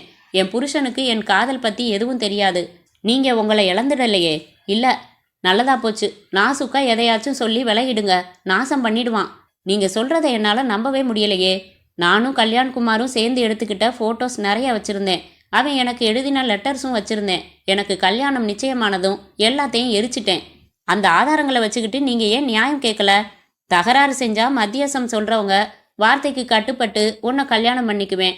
ஆனா உன்னை சாமர்த்தியமா கொலை செஞ்சிடுவேன். நிம்மதியான வாழ்க்கை நிச்சயமா கிடைக்காதுன்னு இரக்கமே இல்லாம மிரட்டினான். நந்தினியின் மனம் பாரமாகி போனது. குழப்ப மேகங்கள் அவளை சூழ்ந்தன. அதிர்ச்சி ஜீரணமாகாமல் திணறியது. கூடவே இவள் சொல்வதெல்லாம் உண்மையா என்கிற சந்தேகமும் இருந்தது. இதோ பாருமா, நீ வயசு பொண்ணு, வாழ வேண்டிய பொண்ணு. உன் வாழ்க்கை கெட்டுடக்கூடாதேன்னு என் புருஷனுக்கு கூட தெரியாம புறப்பட்டு வந்து உன்னை எச்சரிக்கிறேன். நான் சொன்னதெல்லாம் சத்தியம். இந்த தாலி மேல சத்தியம் என்று தன் தாலியை பிடித்து கொண்டு சொன்னாள் அவள். நீ நம்புறதுக்கு நான் ஒரு ஆதாரம் சொல்ல முடியும். ஆனா அதை நீ எப்படி சரி பார்த்துக்க முடியும்னு எனக்கு புரியல. என்ன அது என்றாள் நந்தினி. கல்யாண்குமாருக்கு தொப்புளுக்கு நேர் கீழே 3 இன்ச்சு தள்ளி ஒரு மச்சம் உண்டு. இதைவிட என்ன சொல்ல சொல்ற? நான் வரேன். நம்புறதும் நம்பாததும் எச்சரிக்கையா விலகிக்கிறதும் உன் இஷ்டம். அவள் வேகமாக சென்று விட்டாள். கல்யாண்குமாரா? என் கல்யாண்குமாரா? மனம் ஏற்றுக்கொள்ள இயலாமல் தவிக்க அங்கேயே ரொம்ப நேரம் அமர்ந்திருந்தாள் நந்தினி. அத்தியாயம் 7. அழைப்பு மணி ஓசைக்கு வந்து கதவை திறந்த சூர்யா நந்தினியை பார்த்து வியப்பு காட்டி, ஹலோ நந்தினி, வா உள்ள வா என்றான். உள்ளே வந்தாள். சூர்யா, வீட்டில் வேற யாராவது இருக்காங்களா என்றாள். அம்மா ஹாஸ்பிட்டலுக்கு போயிருக்காங்க. ஈவினிங் தான் வருவாங்க. என்ன விஷயம் நந்தினி? டல்லா தெரியுறியே. 2 நாளா ரிஹர்சலுக்கும் நீ வரல. உடம்பு எதுவும் சரியில்லையா? மனசு தான் சரியில்லை சூர்யா. உங்ககிட்ட நான் சில விஷயங்கள் மனசு விட்டு பேச விரும்புறேன். நீங்க எதையும் மறைக்காம உண்மை பேசுவீங்களா? முதல்ல உட்காரு. எப்ப நான் உங்ககிட்ட போய் பேசியிருக்கேன்? You are my true friend. என்ன ப்ராப்ளம் சொல்லு. கல்யாண்குமாரோட ஏதாச்சும் ஊடலா? ஏதாச்சும் சொல்லி உன்னை ஹர்ட் பண்ணிட்டானா? நந்தினி எதுவும் பேசாமல் விசித்து அழத் துவங்கினாள். ஏய் நந்தினி, என்னம்மா இது? ஏன் இப்படி அலற? கண்களை துடைத்து கொண்டாள். கல்யாண்குமார் பத்தி உங்களுக்கு நிறைய தெரியும் இல்லையா சூர்யா? அஃப்கோர்ஸ். எனக்கு தெரியாத எவ்வளவோ அந்தரங்கமான விஷயங்கள் உங்களுக்கு அவரை பத்தி தெரியும் இல்லையா? ஏன் இந்த மாதிரி எல்லாம் பேசுறன்னு எனக்கு புரியலையே. எனக்கு உண்மை தெரியணும் சூர்யா. என்ன உண்மை? கல்யாண்குமார் நல்லவரா? ரொம்ப நல்லவன். சிகரெட் பிடிப்பாரா? பிடிப்பான், அது உனக்கே தெரியுமே. தண்ணி எப்பயாவது நாங்கள் 2 பேரும் சேர்ந்து தான் அடிப்போம். தினம் பாருக்கு போகிறவன் இல்லை. இதையும் உங்ககிட்ட சொல்லிட்டதா சொன்னானே. சரி, அப்புறம் லேடிஸ் விஷயத்தில் அவர் எப்படி? ரொம்ப நல்லவன். இல்லை, நீங்கள் கல்யாண்குமாரை விட்டு கொடுக்காம பேசுகிறீங்க, பொய் சொல்கிறீங்க. இல்லைம்மா, உனக்கு என்ன இப்போ திடீர் சந்தேகம்? அவர் செஞ்ச ஒரு அயோக்கியத்தனம் தெரிஞ்சு போச்சு சூர்யா. என்ன அவரால் பாதிக்கப்பட்டவ வந்து சந்திச்சு தன் தாலி மேலே சத்தியம் செஞ்சு எல்லாம் சொன்னான். யார் வந்தா? என்ன சொன்னான்? விபரமா சொல்லு. பார்க்கில் பேசிய விவரங்கள் பூராவையும் சொன்னாள் நந்தினி. எவ்வளோ சம்மந்தப்படாத ஒருத்தி எதுக்காக என்னை தேடி வந்து எச்சரிச்சுட்டு போகணும்? அதில் அவளுக்கு என்ன லாபம்? 1000 ரூபாய் என்று மனதிற்குள் நினைத்து கொண்டான் சூர்யா. சொல்லுங்க சூர்யா, நீங்க மறைக்கக்கூடாது, நிஜத்தை சொல்லுங்க. அந்த பொண்ணு சொன்னதெல்லாம் உண்மையா இல்லையா? ரொம்ப க்ளோஸ் ஃப்ரெண்டு நீங்க, உங்களுக்கு தெரியாம இருக்கவே முடியாது. என்ன பேசுற நந்தினி? வந்தவ தன் பேரையும் சொல்லல, விலாசத்தையும் சொல்லல. அவ சொன்னதை எப்படி நம்புற நீ? யாரோ கல்யாண்குமாருக்கு வேண்டாதவங்க வேணும்னு இந்த மாதிரி ஏற்பாடு செஞ்சிருக்கலாம் இல்லையா? ஏற்பாடு செஞ்சு புதுசா மச்சத்தை ஒட்ட வைக்க முடியாது சூர்யா. என்ன சொல்ற நீ? முந்தா நாள் கல்யாண்குமாரை வற்புறுத்தி ஸ்விம்மிங் பூலுக்கு அழைச்சிட்டு போனேன். அவர் சட்டைய பனியனை கழட்டி ஹாஃப் பேண்ட் மாற்றப்ப கிட்ட நின்று பார்த்தேன். அவ சொன்ன மாதிரி சொன்ன இடத்துல மச்சம் இருக்கு சூர்யா. சூர்யா அமைதியாக இருந்தான். சொல்லுங்க சூர்யா, உண்மை பேச மாட்டீங்களா? சரி, உங்களை ஒரே ஒரு கேள்வி கேட்குறேன். உங்களுக்கு கூட பிறந்த தங்கச்சி இருந்தா அவளை கல்யாண்குமாருக்கு கட்டி வைப்பீங்களா? சூர்யா திரும்பி அவளை பார்த்தான். எனக்கு நீ ஒரு சத்தியம் செஞ்சு தரதா இருந்தா நான் உங்ககிட்ட சில உண்மைகளை சொல்றேன் நந்தினி. என்ன சத்தியம்? நான் சொல்ல போற உண்மைகளை எக்காரணம் கொண்டும் கல்யாண்குமாரை பார்த்து கேட்கக்கூடாது. என் பேரை மறந்தும் உபயோகிக்க கூடாது. தங்கச்சின்னு சொல்லிட்ட, இனிமே நான் எதையும் மறைக்கிறது நல்லதில்ல. உன்னை பார்த்து ஒரு பொண்ணு பேசினாலே அவ சொன்னதெல்லாம் உண்மை. லேடிஸ் விஷயத்துல இவன் கொஞ்சம் சபலக்காரன் தான். 2-3 பொண்ணுங்க வாழ்க்கையில விளையாடி இருக்கான். இவன் உன்னை லவ் பண்றதா என்கிட்ட சொன்னப்ப நான் அரைஞ்சேன். இவ வாழ்க்கையையும் வீணடிக்கணுமான்னு கேட்டேன். இவளை சின்சியரா லவ் பண்றேன், நிஜமா இவளை கல்யாணம் பண்ணிக்க போறேன், தயவு செஞ்சு என்னை பத்தி அவகிட்ட எதுவும் சொல்லிடாதன்னு கெஞ்சினான். அவன் திருந்துறதுக்கு ஒரு சந்தர்ப்பம் கொடுக்கலாம்னு நான் மௌனமாயிட்டேன். நீயா விஷயம் தெரிஞ்சு வந்து கேட்குறப்ப என்னால தொடர்ந்து மறைக்க முடியல நந்தினி. உருக்கமாக பேசினான் சூர்யா. ச்சே, எவ்வளவு கேவலமான ஒருத்தரை போய் நான் காதலிச்சேன். நோ, இதுக்கு மேலேயும் ஏமாற நான் தயாரா இல்ல. நந்தினி, அவன் திருந்திட்டான். பல பெண்கள் வாழ்க்கையை சீரழிச்ச ஒரு பாவிய நான் ஏத்துக்க தயாரா இல்ல. இந்த நிமிஷமே உங்க குழுவில இருந்தும் நான் விலகிக்கிறேன். நல்ல வேளை விபரீதமா எதுவும் நடக்கிறதுக்குள்ள எனக்கு உண்மை தெரிஞ்சுது. என்ன செய்ய போற நந்தினி? நிச்சயமா தூக்கு மாட்டிக்க மாட்டேன், ஜோரா வாழ்வேன். எங்க அப்பா பார்த்த டெல்லி மாப்பிள்ளைய கல்யாணம் பண்ணிக்கிட்டு சுகமா குடித்தனம் நடத்துவேன். அவர் என்னை ஏமாத்திட்டாருன்னு குற்றம் சொல்றதை விட நான் ஆள் புரியாம ஏமாந்துட்டேன்னு சொல்றதுதான் சரியா இருக்கும். அவங்கிட்ட நீ என்ன சொல்ல போற? என்னை ஏமாத்திட்டியேடா பாவின்னு சட்டையை பிடிச்சு உழுக்க போறதில்ல, அவரை பார்க்க போறதில்ல, பேச போறதில்ல. இனிமே அவர்கிட்ட ஒரு வார்த்தை பேசினா கூட அசிங்கம்னு நினைக்கிறேன். அவர்கிட்ட என்ன சொல்லணுமோ எப்படி சொல்லணுமோ அதை நீங்களே சொல்லிக்கங்க என்று வேகமாக வெளியேறினாள் நந்தினி. வாய் விட்டு சிரிக்க துவங்கினான் சூர்யா. அத்தியாயம் 8. நந்தினியின் வீட்டுக்குள் வேகமாக நுழைந்தான் Kalyankumar. Nandini, are you alright? ஏன் ஒரு வாரமா ரிஹர்சலுக்கு வரல? முந்தா நாள் ப்ரோக்ராமுக்கும் வரல. சரி, வேண்டாம், என்ன பார்க்கவும் வரல, போனும் செய்யல. சூர்யாவை கேட்டா மௌனமாயிடுறான், எதுவும் சொல்ல மாட்டேங்கிறான். உனக்கு என்ன ஆச்சு? படபடப்பாக கேட்டான். அவனை அலட்சியமாக பார்த்தாள். நான் உங்களோட பேச விரும்பல, உங்களை மறுபடி பார்க்கவும் விரும்பல, முதல்ல வெளியில போங்க. அதிர்ந்து போனான். ஏன் ஏன் இப்படி பேசுற? காரணம் உங்களுக்கே தெரியும். என் வாயால அதை சொல்ல விரும்பல. எல்லாம் சூர்யாவுக்கு தெரியும். அவரை கேட்டுக்கங்க. இப்ப வெளியில போங்க. இனி எப்பவும் இங்க வராதீங்க. இன்னொரு தடவை என்ன பார்க்கவோ பேசவோ வந்தா பழகின தோஷத்துக்காக கொடுக்கிற இந்த மரியாதையும் கிடைக்காது. Get lost. அக்னி சிதறல்களாக வார்த்தைகள் வெடித்தன. நேராய் சூர்யாவை பார்க்க வந்த கல்யாண்குமார், சொல்டா, நந்தினி ஏன் என்ன வெறுக்கிறா? காரணம் உனக்கு தெரியும்னு சொல்றா. சொல்லு, சொல்ல போறியா இல்லையா என்று அவனை உலுக்கினான். கல்யாண், உனக்கு எதிரா யாரோ சதி பண்ணியிருக்காங்க. யாரோ ஒரு பொண்ணு நந்தினியை தேடி வந்தாலாம். கல்யாண்குமார் என்னை காதலிச்சு அனுபவிச்சு கைவிட்டுட்டான்னு நம்புற மாதிரி உருக்கமா சொன்னாலாம். எவ்வளோ ஏதோ நோக்கத்துல சொல்லிட்டா. அந்த அபாண்டத்தை இவன் நம்புறதா? யாரவ? எந்த சண்டாளி அப்படி சொன்னது? அவ தன் பேரை கூட சொல்லலையாம். ஊர் பேர் தெரியாதவ சொல்றத இவ எப்படி நம்பலாம்? உனக்கு தொப்புளுக்கு கீழே ஒரு மச்சம் இருக்கும்னு அவ சொன்னாலாம். நந்தினி உன்னை நீச்சல் குளத்துக்கு அழைச்சிட்டு போய் சட்டையை கழட்ட வச்சு அந்த மச்சத்தை பார்த்துட்டாலாம். நான்சென்ஸ், என்னடா இதெல்லாம்?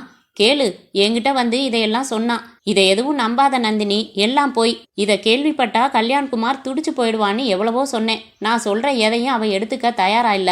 இனிமே உங்க குழுவில நான் இருக்க போறதில்லன்னா. என்னை மறந்துட சொல்லி கல்யாண்கிட்ட சொல்லிடுங்கன்னு சொல்லிட்டு போயிட்டா. அதை உன்கிட்ட சொல்ல எனக்கு துணிச்சல் இல்ல. நீயா வந்துட்ட. ஏண்டா இப்படி அவ அபாண்ட பழியெல்லாம் நம்புறா? ஒரு சிகரெட்டை பற்ற வைத்த சூர்யா, நான் ஒன்று சொல்றேன், தப்பா நினைச்சுக்காத கல்யாண்.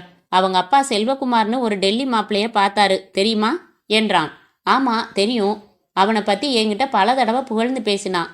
அவனோட வேலை, சம்பளம், டெல்லி வாழ்க்கை இதுல கவரப்பட்டிருக்கலாம்னு நினைக்கிறேன். நேத்து அவங்க அப்பாவை பார்த்தேன். செல்வகுமாரை கல்யாணம் செய்துக்க நந்தினி சம்மதிச்சிட்டாலாம். மை காட், நிஜமாவா? வர வெள்ளிக்கிழமை நிச்சயதார்த்தமா. நான் என்ன நினைக்கிறேன் தெரியுமா? நந்தினி உன்னை எப்படியாவது கலட்டி விட்டுட்டு டெல்லி மாப்பிள்ளைய கல்யாணம் செய்துக்க தீர்மானிச்சிட்டா. அதை எப்படி செயல்படுத்துறதுன்னு யோசிச்சிருக்கா. ஓ மேல பழிய போட்டுட்டா. நீ கேள்வி கேட்க முடியாது இல்லையா? அதுக்காக இவளே ஒரு பொண்ணு வந்து சொன்னான்னு கற்பனையா ஒரு சம்பவத்தை உருவாக்கி இருக்கலாம். இவ்வளவு விபரம் சொன்ன ஒருத்தி தன் பேரை அட்ரஸை சொல்லாம போவாளா? நந்தினி திட்டம் போட்டு உன் காதல கலட்டி விட்டுட்டான்னு தான் எனக்கு படுது. அமைதியாக நின்றான் கல்யாண்குமார். நந்தினி அப்படிப்பட்டவ இல்லையே சூர்யா. யார் மனசுக்குள்ள என்ன இருக்குன்னு யாருக்கு தெரியும் கல்யாண்? ஏதோ ஒரு காரணம் உன்னை பிடிக்கலன்னு சொல்லிட்டா. இனிமே அவகிட்ட நீ எந்த விதத்திலையும் கெஞ்ச வேணாம்னு நான் நினைக்கிறேன். அவ எப்படியோ போய் தொலைகிறா விடு. இதுக்கு தான் நான் ஆரம்பத்துல இருந்தே சொன்னேன், இந்த லவ்வுங்கிறதெல்லாம் சுத்த பேத்தல்னு. இப்படி திடீர்னு மனசு மாறிடுறவ நாளைக்கு கல்யாணத்துக்கு அப்புறம் மனசு மாற மாட்டான்னு என்ன நிச்சயம்? அவளா விலகினது உனக்கு நல்லதுன்னு நினைச்சுக்கோ. என்னால நம்பவே முடியல சூர்யா. எப்படியெல்லாம் அவளை உருகி உருகி காதலிச்சேன். கண் கலங்கிய கல்யாண்குமாரின் தோளில் ஆதரவாக கை வைத்தான் சூர்யா. நடக்கிற எதுவும் நம்ம கையில இல்ல, எவனோ ஒருத்தன் நடத்துறான் என்ற சூர்யாவின் உள்மனம் ஓங்காரமிட்டு சிரித்தது. அத்தியாயம் 9. எல்லாம் துரிதகதியில் நிகழ்ந்து முடிந்தன. நந்தினி செல்வகுமாரை திருமணம் செய்து கொண்டு டெல்லி புறப்பட்டு சென்றாள். மனம் நொந்து போய் கொஞ்ச நாட்கள் புரோகிராம் எதிலும் கலந்து கொள்ளாமல் இருந்தான் கல்யாண்குமார். இவர்கள் இருவரின் காதலை பிரித்ததிலேயே திருப்தியடைந்து போனான் சூர்யா. சாதுரியமாக கல்யாண்குமாரை அவளிடமிருந்து பிரித்த பிறகு தன்னை நேசிக்கும்படி செய்வதில் பெரிய இடைஞ்சலாய் அவள் தங்கை என்று சொன்னது நின்றது. அவள் செல்வகுமாரை வேண்டுமானாலும் கல்யாணம் செய்து கொள்ளட்டும், யாரை வேண்டுமானாலும் செய்து கொள்ளட்டும். கல்யாண்குமாரை இல்லை என்பதிலேயே அவன் உள்மனம் சமாதானமாகி போனது. கல்யாண்குமார் எதிலும் பிடிப்பில்லாமல் பொம்மை மாதிரி ஆபீஸ் போய் திரும்பிக் கொண்டிருந்தான். சில மாதங்களில் ஓரளவு சகஜ நிலைக்கு வந்திருந்த கல்யாண்குமார் அன்றிரவு 7 மணிக்கு திருச்சியிலிருந்து சென்னைக்கு பஸ்ஸில் திரும்பியவன் பஸ் ஸ்டாண்டில் இறங்கினான். லேசான தூறல் இருந்தது. பஸ் ஸ்டாப் வந்து கையில் சூட்கேஸுடன் பல்லவன் பஸ்ஸுக்காக காத்திருந்தான். திருச்சியில் ஒரு ஆபீஸ் வேலை இருந்தது. திட்டப்படி இன்றிரவு புறப்பட்டு நாளை அதிகாலை சென்னை வருவதாகத்தான் முதலில் யோசனை இருந்தது. ஆனால் வேலை சீக்கிரமே முடிந்து விட்டதால் பகல் 12 மணிக்கு பஸ் ஏறிவிட்டான். பல்லவன் பஸ் வர ஏறிக்கொண்டான். சிந்தாதிரிப்பேட்டையில் தன் பிளாட்ஸுக்கு அருகாமை ஸ்டாப்பிங்கில் இறங்கி கொண்டபோது தூறல் சற்று பெரிதாக விழுந்து கொண்டிருந்தது. மழை காரணமாக சாலையில் மக்கள் நடமாட்டமும் வாகன நடமாட்டமும் குறைந்து போயிருந்தது. சில்லென்று வீசின காற்றில் உடம்பு முழுக்க ஒரு நடுக்கம் ஊடுருவி பாய்ந்தது. சூட்கேஸுடன் மெதுவாக நடந்தான். பிளட்ஸ் கட்டிடத்திற்கு அருகில் வழக்கமாக எரிந்து கொண்டிருக்கும் தெருவிளக்கு இன்று அணைந்து போயிருக்க ஒரே இருளாய் இருந்தது. கேட்டில் வாட்ச்மேன் இல்லை. மழைக்காக எங்கேயாவது ஓரமாக ஒதுங்கி கொண்டிருக்க வேண்டும். மெதுவாக கேட்டை திறந்து கொண்டு உள்ளே வந்து மறுபடி மூடி கொக்கி போட்டுவிட்டு மாடிப்படிகளில் ஏறினான். தன் பிளாட்ஸுக்கு வந்து சாவி போட்டு கதவை திறந்து உள்ளே வந்தான் கல்யாண்குமார். கதவை மூடி விளக்கு போட்டான். கதவிடுக்கின் வழியாக தள்ளிவிடப்பட்டிருந்த 2 நாள் செய்தித்தாள்களையும் சில தபால்களையும் எடுத்துக்கொண்டு அருகில் இருந்த படுக்கை அறைக்குள் வந்தான். ஷூவை கலற்றி ஓரமாக போட்டான். சட்டை பேண்டை கலற்றி ஸ்டாண்டில் மாட்டிவிட்டு கைலி அணிந்து கொண்டு தபால்களை பார்த்தான். ஊரிலிருந்து மாமா எழுதியிருந்தார். அடுத்த வாரம் சென்னை வருவதாக குறிப்பிட்டிருந்தார். சிட் நிறுவனத்திடம் இருந்து அடுத்த தவணை கட்ட வேண்டிய பணத்தை குறிப்பிட்டு கார்டு வந்திருந்தது. அப்புறம் ஒரு கல்யாண அழைப்பிதழ். விவேக் வெட்ஸ் லதா. பிரித்து உள்ளே பார்த்தான். அட, இந்த விவேக்கிற்கா? மகிழ்ந்தான். விவேக் கல்லூரி தோழன். திருமணம் சென்னையில் என்று கல்யாண மண்டபம் போட்டிருந்தது. தேதி பார்த்தான். 18. முகூர்த்த நேரம் காலை 7 to 8:30. இன்றைக்கு என்ன தேதி? சுவரில் இருந்த கேலண்டரில் பார்த்தான். 15 என்று காட்டியது. 2 நாட்கள் தேதிகள் கிழிக்கப்படாமலேயே இருக்கின்றன. எழுந்து கிழித்தான். 17 எனில் நாளை காலையில் கல்யாணம். 7 மணிக்கு முகூர்த்தத்தில் இருக்க வேண்டுமென்றால் 6 மணிக்கெல்லாம் எழுந்திருக்க வேண்டும். அலாரம் டைம் பீஸ் எடுத்து சாவி கொடுத்து செட் செய்து வைத்தான். குளித்துவிட்டு குடை எடுத்துக்கொண்டு ஹோட்டலுக்கு சென்று டிஃபன் சாப்பிட்டு விட்டு வரலாம் என்று தீர்மானித்தான். டவல் எடுத்துக்கொண்டு குளியல் அறைக்கு சென்றான் கல்யாண்குமார். உடைகளை களைந்துவிட்டு ஷவருக்கடியில் நின்றான். சில நிமிடங்களில் வாசல் கதவை யாரோ திறக்கிற சத்தம் கேட்டது. பாத்ரூமின் கதவில் இருந்த துவாரம் வழியாக பார்த்த கல்யாண்குமார் திடுக்கிட்டான். சாவி போட்டு கதவை திறந்து உள்ளே வந்த சூர்யா கதவை சாத்தி கொண்டிருந்தான். என்ன இவன், எதற்கு இந்த நேரத்தில் இங்கே வந்திருக்கிறான்? பெல் அடிக்காமல் சாவி போட்டு திறந்து ஏன் உள்ளே வருகிறான்? யோசித்து கொண்டிருக்கும் போதே சூர்யா லேசான தடுமாற்றத்துடன் நடந்து படுக்கை அறைக்கு வந்து தொப்பென்று நாற்காலியில் அமர்ந்தான். ஃபுல்லாக குடித்திருக்கிறான் என்பது பார்த்தாலே புரிந்தது. சூர்யா அருகில் இருந்த டெலிஃபோன் ரிசீவரை எடுத்து பெரிய தடுமாற்றத்திற்கு பிறகு ஒவ்வொரு எண்ணாக தொட்டான். சூர்யா யாரிடம் பேசுகிறான் என்று ஓசையில்லாமல் கவனிக்க துவங்கினான் கல்யாண்குமார். ஹலோ குமுதினி, நான் தான் சூர்யா பேசுறேன். அவன் குரல் நழுவியது. அந்த முனையில் அந்த குமுதினி என்ன சொன்னாள் என்று தெரியவில்லை. சூர்யா தொடர்ந்தான். ஒவ்வொரு வார்த்தைக்கும் போதுமான இடைவெளி விட்டு பேசினான். நீ பெங்களூர்லேருந்து மறுபடி மெட்ராஸ் வந்துட்டதா கேள்விப்பட்டேன். பார்த்து நாளாச்சேன்னு தான் கூப்பிட்டேன். நீ ஃப்ரீயாக இருக்கியா? Very good. அப்போ உடனே ஒரு ஆட்டோ பிடிச்சிக்கிட்டு வரியா? இங்கே சிந்தாதிரிப்பேட்டையில் என் ஃப்ரெண்டு ஃப்ளாட்ஸ்லேருந்து பேசுகிறேன். நான் மட்டும்தான் இருக்கேன். ஒன்றும் பிரச்சனை இல்லை. புறப்பட்டு வா. அட்ரஸா சொல்கிறேன், குறிச்சிக்கோ. 14 ராகவா அப்பார்ட்மெண்ட்ஸ், 72 மகாகவி சாலை, சிந்தாதிரிப்பேட்டை. ஃப்ரெண்டா? அவன் ஆஃபீஸ் வேலையாக திருச்சி போயிருக்கான். காலையில் தான் வருவான். அதிகாலையில் எந்திரிச்சு நீ போகலாம். யாரா? கல்யாண்குமார் தான். ஞாபகம் இல்லை? அவன் உன்னை காதலிச்சு வயிற்றுல குழந்தை கொடுத்துட்டு ஏமாத்திட்டதா? நந்தினிக்கிட்ட போய் உன்னை நடிக்க சொன்னேனே, அதுக்கு 1000 ரூபாய் கொடுத்தேனே டியர். அந்த ஃப்ரெண்டோட ஃபோனில் இருந்து தான் பேசுகிறேன். கல்யாண்குமார் கையில் வைத்திருந்த சோப்பு நழுவி கீழே விழுந்தது. இதயத்தில் ஒரு சுத்தியல் அடி டமார் என்று விழுந்தது. அப்புறம் என்ன ஆச்சா? நான் என்ன எதிர்பார்த்தேனோ எல்லாம் ஆச்சு. என்கிட்ட வந்தா நந்தினி. சாமர்த்தியமாக பேசி கல்யாண்குமார் அப்படிப்பட்டவன் தான்னு சொல்லி வெறுக்க வச்சேன். இவங்கிட்ட அவளை பற்றி தப்பாக சொல்லி வெறுப்பு ஏற்படுத்தினேன். டமார்னு காதல் உடஞ்சுது. அவள் எவனையோ கல்யாணம் பண்ணிக்கிட்டு டெல்லி போய் சேர்ந்துட்டா. எனக்கு என்ன லாபமா? அதை எப்படி அவனை விட எல்லா விதத்துலையும் தகுதி படைச்ச என்னை விட்டுட்டு அவனை எப்படி காதலிக்கலாம்? அவள் என்ன காதலிச்சிருக்கணும், இல்லைன்னா யாரையும் காதலிச்சிருக்க கூடாது. என்னை விட்டுட்டு அவனை காதலிச்சதை தாங்க முடியலை. அதான் சாமர்த்தியமாக கத்தரிச்சேன். இப்போ எவ்வளவு நிம்மதியாக இருக்குது தெரியுமா? ரைட்டு, தண்ணியில் இருக்கேன், விற்குது. உடனே வா, வெயிட் பண்ணிட்டு இருக்கேன் என்று ரிசீவரை வைத்துவிட்டு திரும்பிய சூர்யா திடுக்கிட்டான். இடுப்பில் துண்டோடு கைகளை கட்டியபடி அவனை முறைத்து பார்த்தபடி நின்று கொண்டிருந்தான் கல்யாண்குமார். அவன் தாடையில் நரம்புகள் புரண்டன. நீ நீ எப்போ வந்த கல்யாண்குமார் என்று சகஜமாக கேட்க முயன்றான் சூர்யா. நீ ஃபோனில் பேசின எல்லாத்தையும் கேட்டுட்டேன் சூர்யா. அது வந்து விழித்தான். அயோக்கிய ராஸ்கல், நீ எல்லாம் ஒரு ஃப்ரெண்டா என்று கத்தலாக கேட்ட கல்யாண்குமார் அடுத்த வினாடி ஆக்ரோஷமாக அவன் மேல் பாய்ந்தான். கட்டில் மேல் 2 பேரும் உருள சட்டென்று தலையணையை எடுத்து சூர்யா முகத்தின் மேல் வைத்து ஆவேசமாக அழுத்தினான் கல்யாண்குமார். அவன் வயிற்றின் மேல் குதிரை சவாரி செய்பவன் போல அமர்ந்து கொண்டு சூர்யாவின் 2 கைகளின் மேலும் தனது முழங்கால்களை வைத்து அசைய விடாமல் அழுத்தி அவன் திமிர திமிர துடிக்க துடிக்க முகத்தில் தலையணையை வைத்து அழுத்தி கொண்டே இருந்தான். அவனுடைய துடிப்புகள் யாவும் அடங்கும் வரை. அத்தியாயம் 10. கடவுளே, என்ன காரியம் செய்துவிட்டேன்? சூர்யா இறந்து என்றால் இறந்தே போய்விட்டானா? நான் தான் அவனை கொலை செய்தேனா? ஐயோ, கொலை, சாவு எவ்வளவு பெரிய விஷயம்! ஏற்பட்ட அதிகமான ஆத்திரத்தில் அந்த நிமிடங்களில் நானாக இல்லை. என்னை இயக்கியது ஒரு கோப மிருகம், ஒரு சீண்டப்பட்ட கொடிய மிருகம். சூர்யா செய்த துரோகம் மன்னிக்க முடியாததுதான். அதற்காக நான் கொடுத்துள்ள தண்டனை மன்னிக்க கூடியதா? என் மனசாட்சி வேண்டுமானால் மன்னிக்கலாம். சட்டம் என்னை மன்னிக்குமா? சூர்யாவின் இதய துடிப்பு நின்று போன நிமிடத்திலிருந்து கல்யாண்குமாரின் மனதில் குற்றத்துடிப்பு துவங்கியிருந்தது. படபடப்பாக வந்தது. தோய்ந்து போய் நாற்காலியில் விழுந்தான். கத்தல் இல்லை, ரத்தம் இல்லை, உயிர் போய்விட்டது. இவ்வளவு பலசாலியா நான்? ஒரு உயிரையே எடுக்கும் அளவிற்கு ஆவேசம் கொண்டவனா? இதில் எனக்கு மகிழ்ச்சியா? இல்லை, நிச்சயமாக இல்லை. ஒளிந்தான் எதிரி என்று PS வீரப்பா சிரிப்பு சிரித்து என்னால் கொக்கரிக்க முடியாது. என் இயல்பில் இந்த உக்ரம் கிடையாது.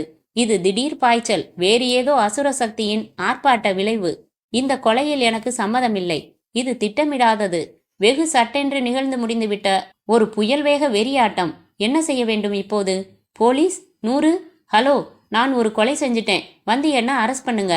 கணம் நீதிபதி, இவரை சாகும் வரை தூக்கிலிட உத்தரவிடுகிறேன் என்பாரா? டாக்டர் என்னை பரிசோதித்து முகத்தில் கருப்பு துணி போட்டு கழுத்தில் கயிறு மாட்டி, நோ நோ, நான் ஏன் சாக வேண்டும்? என்ன தப்பு செய்தேன்? இயல்பான கல்யாண்குமார் இதை செய்திருக்க மாட்டான். இது ஒரு விபத்து மாதிரிதான். என்னை இப்படி செயல்பட தூண்டியது அவன் வார்த்தைகள். இந்த கொலைக்கு நான் பொறுப்பில்லை. போலீசிடம் சிக்கிக்கொண்டு சட்டப்படி செத்துப்போக நான் தயாரில்லை. கூடாது. நான் போலீசிடம் சிக்கிக்கொள்ள கூடாது. வியர்த்து போன முகத்துடன் இருந்த கல்யாண்குமார் ஒரு தீர்மானத்திற்கு வந்துவிட்டான். அவன் திருச்சியிலிருந்து நாளைக்கு காலையில் வரவேண்டியவன். அப்படித்தான் எதிர் வீட்டிலும் பக்கத்து வீட்டிலும் சொல்லியிருக்கிறான். இப்போது இந்த மழை பெய்யும் இரவில் இவன் வந்ததை வாட்ச்மேன் உள்பட யாரும் பார்க்கவில்லை. திருச்சியிலிருந்து அவன் வந்ததை அறிந்த ஒரே நபர் சூர்யா மட்டுமே. அவன் இப்போது உயிரோடு இல்லை. யோசித்தான் கல்யாண்குமார். 2 நாள் அலுவலக வேலையாக திருச்சி சென்ற கல்யாண்குமார் ஹோட்டலில் அறை எடுத்து தங்கவில்லை. BHEL நிறுவனத்தில் பணிபுரியும் தன் நண்பனின் பாலக்கரை வீட்டில் அவனோடு தங்கியிருந்தான். சின்ன தனி வீடு. நண்பன் பிரதீப் குமார். வீட்டில் நண்பன் மட்டுமே இருந்தான். மனைவியும் குழந்தைகளும் அவன் மாமியார் ஊருக்கு சென்றிருப்பதாகவும் வர 1 வாரமாகும் என்றும் சொன்னான். இன்று இரவு 9 மணிக்கு திருச்சியில் புறப்படும் கல்யாணி டிராவல்ஸின் டீலக்ஸ் பஸ்ஸில்தான் திருச்சி ஆபீஸ் மேனேஜர் அவனுக்கு டிக்கெட் வாங்கி கொடுத்திருந்தார். பிரதீப் குமாரிடமும் அந்த பஸ்ஸில் சென்னைக்கு புறப்படுவதாகத்தான் சொல்லியிருந்தான் இவன். இன்னைக்கு என் ஆஃபீஸில் ஒரு பார்ட்டி இருக்கு. முடிஞ்சு நான் வீட்டுக்கு வரப்போ 9:10 ஆயிடும். 9 மணி பஸ்ஸுன்னா நீ 8 மணிக்காவது புறப்படணும். சாரி, நான் உன்னை வழி அனுப்ப வர முடியாது. வீட்டை பூட்டி சாவியை ஜன்னல் வழியா உள்ள வீசிட்டு போயிடு. என்கிட்ட இன்னொரு சாவி இருக்கு என்று விபரமாக சொல்லிவிட்டு பிரதீப் ஆஃபீஸ் போய்விட்டான். திருச்சி ஆஃபீஸ் மேனேஜரிடம் 11 மணிக்கு கைகுலுக்கி விடைபெற்ற போது கூட இரவு பஸ்ஸில் புறப்படுவதாகத்தான் சொல்லியிருந்தான். பிரதீப் குமாரின் வீட்டிற்கு வந்ததும் மனது மாறிவிட்டது. வேலைதான் முடிந்து விட்டதே, எதற்காக ராத்திரி வரை தங்க வேண்டும்? இந்த டிக்கெட்டை அதே கல்யாணி டிராவல்ஸில் திருப்பி கொடுத்துவிட்டு உடனே புறப்படும் பஸ்ஸில் புறப்படலாமே என்று தோன்றியது. தன் சூட்கேஸில் எல்லாம் எடுத்து வைத்து கொண்டு புறப்பட்ட அவன் பிரதீப் குமார் சொன்னபடி வீட்டை பூட்டி சாவியை ஜன்னல் வழியாக உள்ளே வீசிவிட்டு பஸ் ஸ்டாண்ட் அருகில் இருந்த அந்த கல்யாணி டிராவல்ஸின் அலுவலகம் வந்தபோது அங்கே மேஜையில் ஆள் இல்லை. ஒரே ஒரு இளைஞன் மட்டும் வெளியே நாற்காலியில் அமர்ந்திருந்தான். காஃபி சாப்பிட போயிருக்காரு, இப்போ வந்துருவாரு. உங்களுக்கு என்ன வேணும்? மெட்ராஸ் போகிறதுக்கு ராத்திரி 9 மணி பஸ்ஸில் டிக்கெட் வாங்கியிருக்காங்க எனக்கு. அதை கேன்சல் பண்ணிட்டு இப்போ உடனே புறப்படுற பஸ்ஸுக்கு மாற்றிக்கணும் என்றான் கல்யாண்குமார். உடனே இவங்க பஸ் எதுவும் இல்லை சார். சாயங்காலம் 7 மணிக்கு தான் இவங்க பஸ் மெட்ராஸ் புறப்படுது. திருவள்ளுவர் பஸ் ஸ்டாண்டு போனால் நிறைய பஸ்ஸு கிடைக்கும். எனக்கு இன்னைக்கு ராத்திரி 9 மணி பஸ்ஸுக்கு ஒரு டிக்கெட் வேணும். ஆனால் ஃபுல்லுன்னு சொல்லிட்டாரு கிளார்க். உங்களுக்கு ஆட்சேபணம் இல்லைன்னா உங்கள் டிக்கெட்டை எனக்கு கொடுங்க, நான் வாங்கிக்கிறேன். ஆக்சுவலாக நான் செங்கல்பட்டு போகணும். செங்கல்பட்டுக்கு டிக்கெட் தரமாட்டாங்க.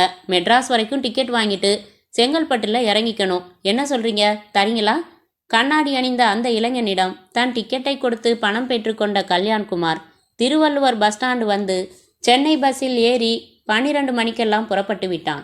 கல்யாண்குமார் சுவர் கடிகாரத்தில் மணி பார்த்தான். மணி 8:10 ஆகியிருந்தது. யோசித்தான். 9 மணிக்கு தான் கல்யாணி டிராவல்ஸின் அந்த டீலக்ஸ் பஸ் புறப்பட போகிறது. காலை 4:30க்கு சென்னை வந்து சேரும் என்று சொன்னார்கள். அதில் அவன் பயணம் செய்ய வேண்டிய 12ஆம் எண் இருக்கையில் அவனுக்கு பதிலாக அந்த கண்ணாடி இளைஞன் பயணம் செய்ய போகிறான். ஆனால் டிக்கெட் பதிவு செய்யப்பட்டிருப்பது கல்யாண்குமார் பெயரில். அந்த இளைஞன் செங்கல்பட்டில் இறங்கிக் கொள்ளப் போகிறான். கல்யாண்குமாருக்கு சுறுசுறுவென்று சில யோசனைகள் ஏற்பட்டன. சாமர்த்தியமாக சில காரியங்கள் செய்தால் இந்த கொலைப்பழியில் இருந்து தப்பிவிட முடியும். முதல் காரியமாக இந்த வீட்டை விட்டு புறப்பட வேண்டும். அதைவிட முக்கியம், நான் இங்கே வந்துவிட்டு போன தடயங்கள் எதையும் இங்கே விட்டுவிடக்கூடாது. கல்யாண்குமார் கழற்றி ஸ்டாண்டில் போட்ட அதே பேண்ட் சட்டையை அணிந்து கொண்டான். கண்ணாடி முன் நின்று தலையை சீவிக்கொண்டான். குளியலறைக்கு சென்று ஈரமான சோப்பை எடுத்து ஈரத்துண்டில் வைத்து சுற்றி எடுத்து கொண்டான். சோப்பு டப்பாவை துடைத்து வைத்தான். குளியலறையின் தரை ஈரத்தை மெனக்கட்டு துணி போட்டு துடைத்தான். அந்த துண்டையும் துவட்டி கொண்ட துண்டையும் ஒரு பாலித்தீன் பையில் வைத்து கொண்டான். ஊருக்கு எடுத்து சென்ற அதே சூட்கேஸை எடுத்துக்கொண்டான். தேதி கேலண்டரில் கிழித்து குப்பை தொட்டியில் போட்ட 2 தேதிகளை எடுத்து லேசாக கம் வைத்து மறுபடி ஒட்டினான். கர்ச்சி போட்டு தன் ரேகையை கேலண்டர் காகிதத்தின் மேல் துடைத்தான். 3 தபால்களை எடுத்தான். 2 போஸ்ட் கார்டுகள், ஒரு புக் போஸ்ட் இன்விடேஷன். அவற்றின் மேலும் ரேகைகளை துடைத்து வாசல் கதவருகில் தான் வந்தபோது எப்படி கிடந்ததோ அப்படியே போட்டான். 2 நாள் தினத்தந்தி செய்தித்தாள்களையும் அதே மாதிரி ரேகை துடைத்து கதவருகில் போட்டான். பிறகு அலாரம் டைம் பீஸின் மண்டையில் தட்டினான். பொறுமையாக யோசித்தான்.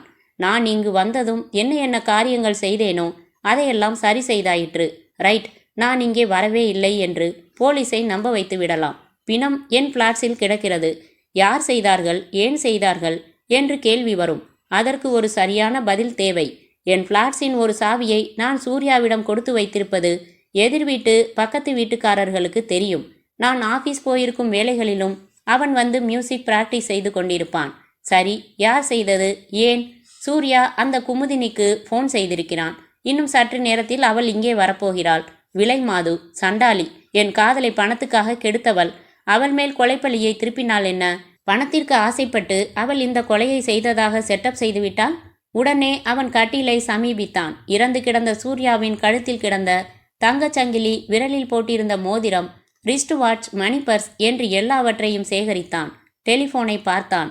Button telephone. கடைசியாக செய்யும் தொலைபேசி எண்ணை மெமரியில் பதிவு செய்து கொள்ளும் வசதி உள்ள டெலிஃபோன். கையில் கர்ச்சீப் சுற்றி கொண்டு ரிசீவர் எடுத்து மெமரி பட்டனை அழுத்தினான். ரிங் போனது. ஹலோ என்று ஒரு பெண் குரல் கேட்டது. This is telephone department. உங்க நம்பர் என்ன மேடம் என்றான் கல்யாண்குமார். சொல்லப்பட்ட எண்ணை மனதில் குறித்து கொண்டு, யார் பேர்ல இந்த டெலிஃபோன் இருக்கு என்றான். குமுதினிங்கிற பேர்ல சார். நீங்க தானே குமுதினி? இல்லைங்க, அவ வெளியில போயிருக்கா. நான் அவளோட அம்மா. தேங்க்ஸ் என்று வைத்தான். குமுதினி புறப்பட்டு விட்டாள். வந்து கொண்டிருக்கிறாள். இனியும் இங்கே தாமதிப்பது நல்லதில்லை. சூர்யாவின் சட்டைப்பையிலிருந்து அவனது விசிட்டிங் கார்டு ஒன்றெடுத்து அதில் குமுதினி என்று கையெழுத்து மாற்றி எழுதி ஃபோன் நம்பரும் எழுதி மறுபடி வைத்தான். கல்யாண்குமார் தன் சூட்கேஸ், பாலித்தீன் பை இரண்டுடனும் செருப்பணிந்து புறப்பட்டான். வீட்டின் வாசல் கதவை முழுவதும் மூடாமல் லேசாக திறந்து வைத்துவிட்டு வெளியேறினான். படிகளில் இறங்கி நிழலில் ஒதுங்கி கேட்டில் பார்த்தான். மழை இப்போது நின்றிருந்தது. கேட் அருகில் வாட்ச்மேன் நின்று கொண்டிருந்தான்.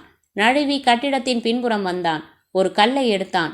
சற்று தள்ளியிருந்த புதரை நோக்கி வீசினான். சொத்தென்று கல் போய் விழுந்து ஒரு சலசலப்பை புதரில் ஏற்படுத்தியதும் வாட்ச்மேன் டார்ச் லைட்டை உயிர்ப்பித்து கொண்டு கட்டிடத்தை வலதுபுறமாக சுற்றி கொண்டு பின்புறம் வர, இவன் இடதுபுறமாக சுற்றி கொண்டு முன்புறம் வந்தான். ஓசையில்லாமல் கேட்டை திறந்து வெளியே வந்து மூடிவிட்டு சாலையில் விரைவாக நடந்தான். அத்தியாயம் 11. குமுதினி மெரூன் நிறத்தில் புடவை கட்டி ஆட்டோவில் இருந்து இறங்கி கைப்பை திறந்து பணம் கொடுத்து அனுப்பிவிட்டு அபார்ட்மெண்ட்ஸின் கேட்டை சமீபிக்க, கேட்டை திறந்துவிடும் முன்பாக வாட்ச்மேன் முத்துசாமி அவளை தீர்க்கமாக பார்த்தான். எந்த வீட்டுக்கு போறீங்க? 14ஆம் நம்பர் என்றாள். கல்யாண் சார் ஊர்ல இல்லையே. தெரியும், சூர்யா சார் இருக்காரு. மியூசிக் ரிஹர்சல் பண்ணணும். என் ஜாதகத்தையே கேட்டுக்கிட்டு தான் கேட்டை திறப்பீங்களா என்றாள் சற்றே கோபமாக குமுதினி. மன்னிச்சிடுங்கம்மா, யாரா இருந்தாலும் விசாரிச்சுட்டு கேட்டை திறந்து விடுன்னு அசோசியேஷன் பிரசிடென்ட் சொல்லியிருக்காரு. அதனால கேட்டேன், கோச்சுக்காதீங்க என்று கேட்டை திறந்து விட்டான்.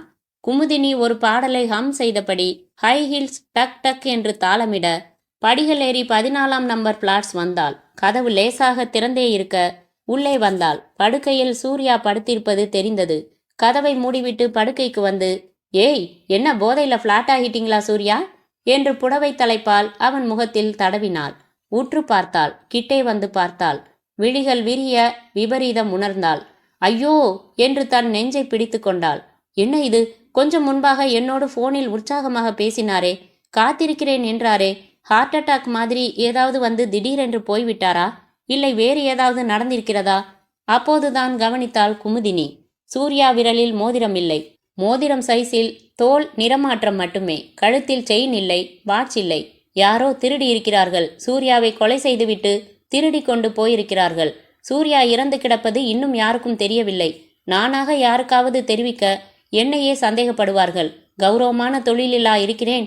உடம்பை பணத்துக்காக விற்பவள் பணத்துக்காக கொலையும் செய்திருக்கலாம் என்று கண்மூடித்தனமாக போலீஸ் தீர்மானிக்கும். மாட்டிக்கொண்டால் சிக்கல். சந்தேகமே இல்லை என்றால் கூட என்னை ஸ்டேஷனுக்கு அழைத்து சென்று, நோ, வேண்டாம், உடனே இங்கிருந்து விலகிவிடலாம். குமுதினி சத்தமில்லாமல் புறப்பட்டாள். முன்பிருந்தபடியே கதவை வைத்துவிட்டு இறங்கி கேட்டுக்கு வந்தாள். வாட்ச்மேனிடம் பதட்டமில்லாமல் சொன்னாள், சூர்யா பாவம், நல்லா தூங்குறாரு. நான் தொந்தரவு பண்ண விரும்பல. நாளைக்கு அவர் எந்திரிச்சதும் மியூசிக் பிராக்டிஸ் பண்றதுக்காக மயிலாப்பூர்லேருந்து சாவித்ரி வந்துட்டு திரும்பி போனதா சொல்லிடுறீங்களா என்று சாமர்த்தியமாக பொய் பெயரை சொல்லிவிட்டு வெளியேறி நடந்தாள்.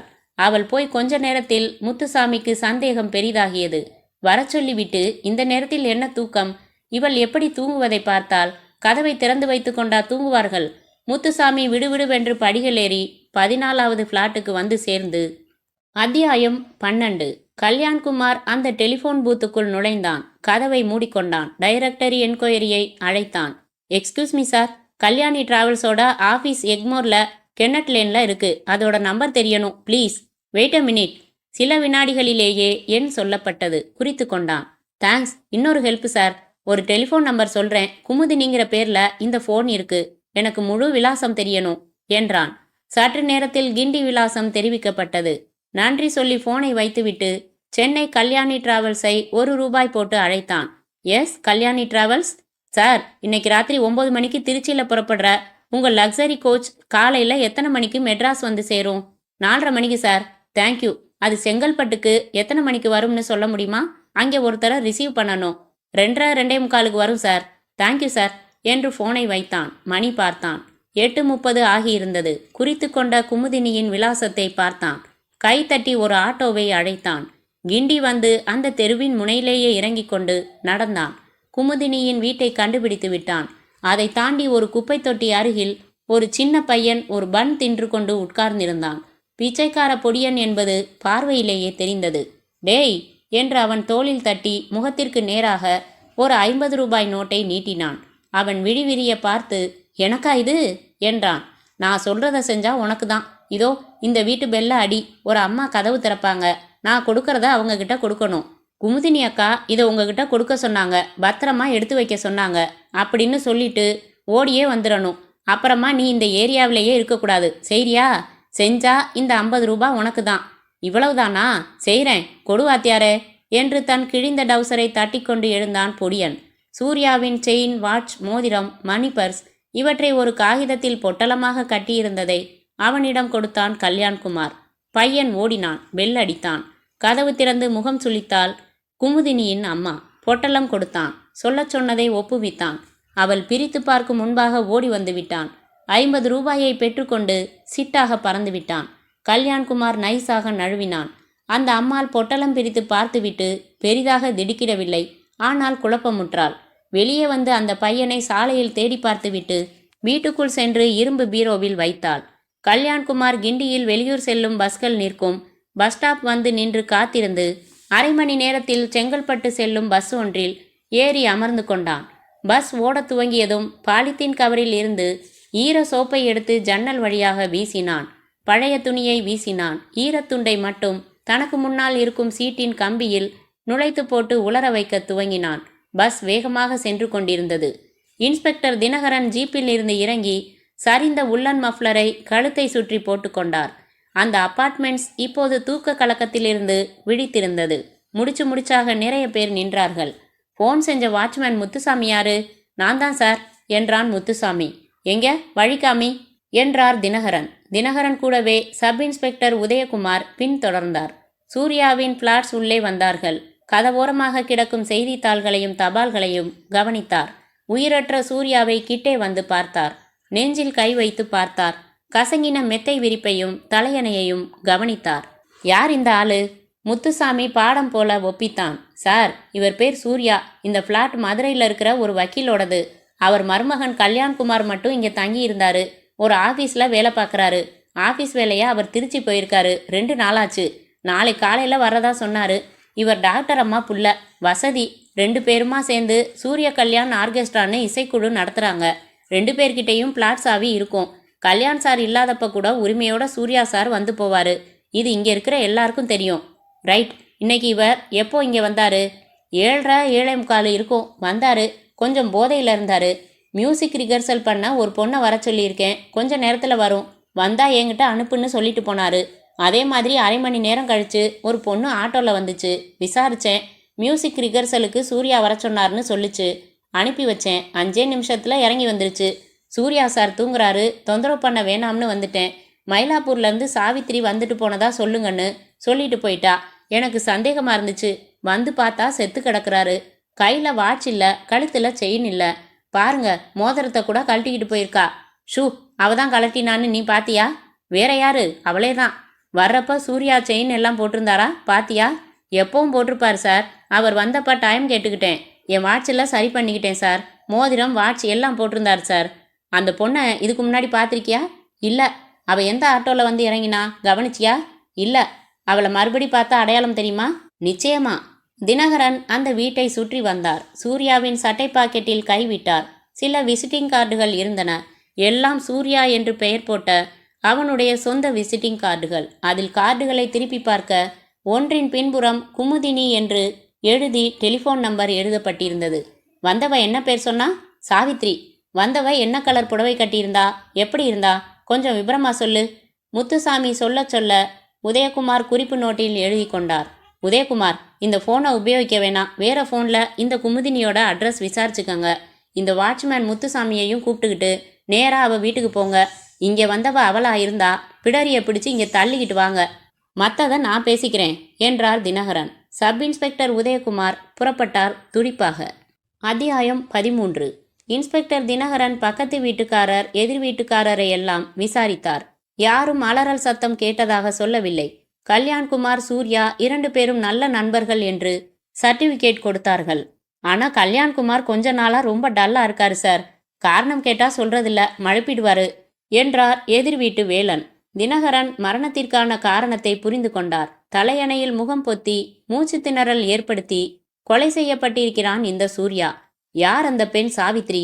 என்னதான் சூர்யா போதையில் இருந்தாலும் ஒரு பெண்ணால் இத்தனை வலிமையாக கொலை செய்ய முடியுமா? போராட்டம் பெரிதாக இல்லையே. அந்த வீட்டின் அறைகளை சுற்றி வந்தார். பீரோ திறந்து பார்த்தார், மேஜை திறந்து பார்த்தார். அரை மணி நேர ஆராய்ச்சியில் அவருக்கு கல்யாண்குமாரின் டைரி கிடைத்தது. 1ஆம் தேதி அன்று நந்தினி பற்றி அவன் எழுதின நீங்கள் படித்த குறிப்புகளை படித்தார். நாற்காலியில் உட்கார்ந்து பக்கம் புரட்ட துவங்கினார்.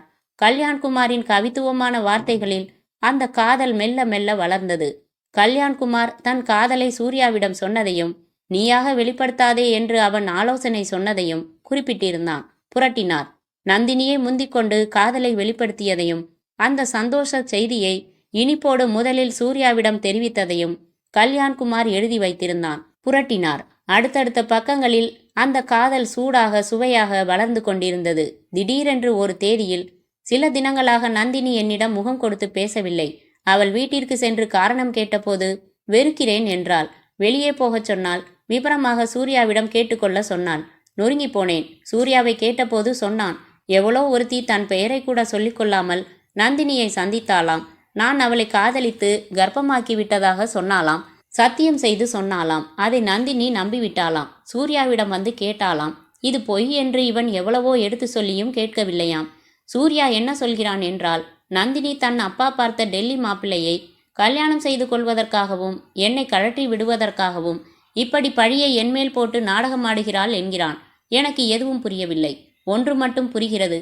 நந்தினி இனி என்னை விரும்பப் போவதும் இல்லை, எங்கள் காதல் தொடரப்போவதும் இல்லை.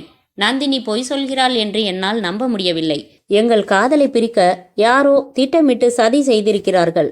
யார், எப்படி என்றுதான் தெரியவில்லை என்று எழுதியிருப்பதை படித்ததும் மோவாயை தடவிக்கொண்ட தினகரன் திரும்பி ஒருமுறை பிணத்தை பார்த்து கொண்டார். பின்வந்த பக்கங்களில் காதல் குயில் சோக கீதம் பாடியது. உருகி உருகி அழுதது. நந்தினி திருமணமாகி போன செய்தி வந்தது. என்னை வெறுத்தாலும் விலகினாலும் என் மனதில் நந்தினி என்றென்றும் என் இனிய காதலி. வேறு யாருக்கும் அங்கே இனி இடமில்லை என்று அந்த விவகாரம் முடிந்திருந்தது டைரியில். கான்ஸ்டபிளை விட்டு எதிர் வீட்டு வேலனை அழைத்து வரச் சொல்லி மீண்டும் கேள்விகள் கேட்க துவங்கினார். நந்தினி தெரியுமா உங்களுக்கு? நல்லா தெரியும். இவங்க இசைக்குழுவில் பாடுவா. அருமையான குரல். ரிகர்சலுக்கு இங்கே வந்து போவா. இப்பதான் 2-3 மாசம் முன்னாடி கல்யாணம் பண்ணிக்கிட்டு டெல்லி போயிட்டா.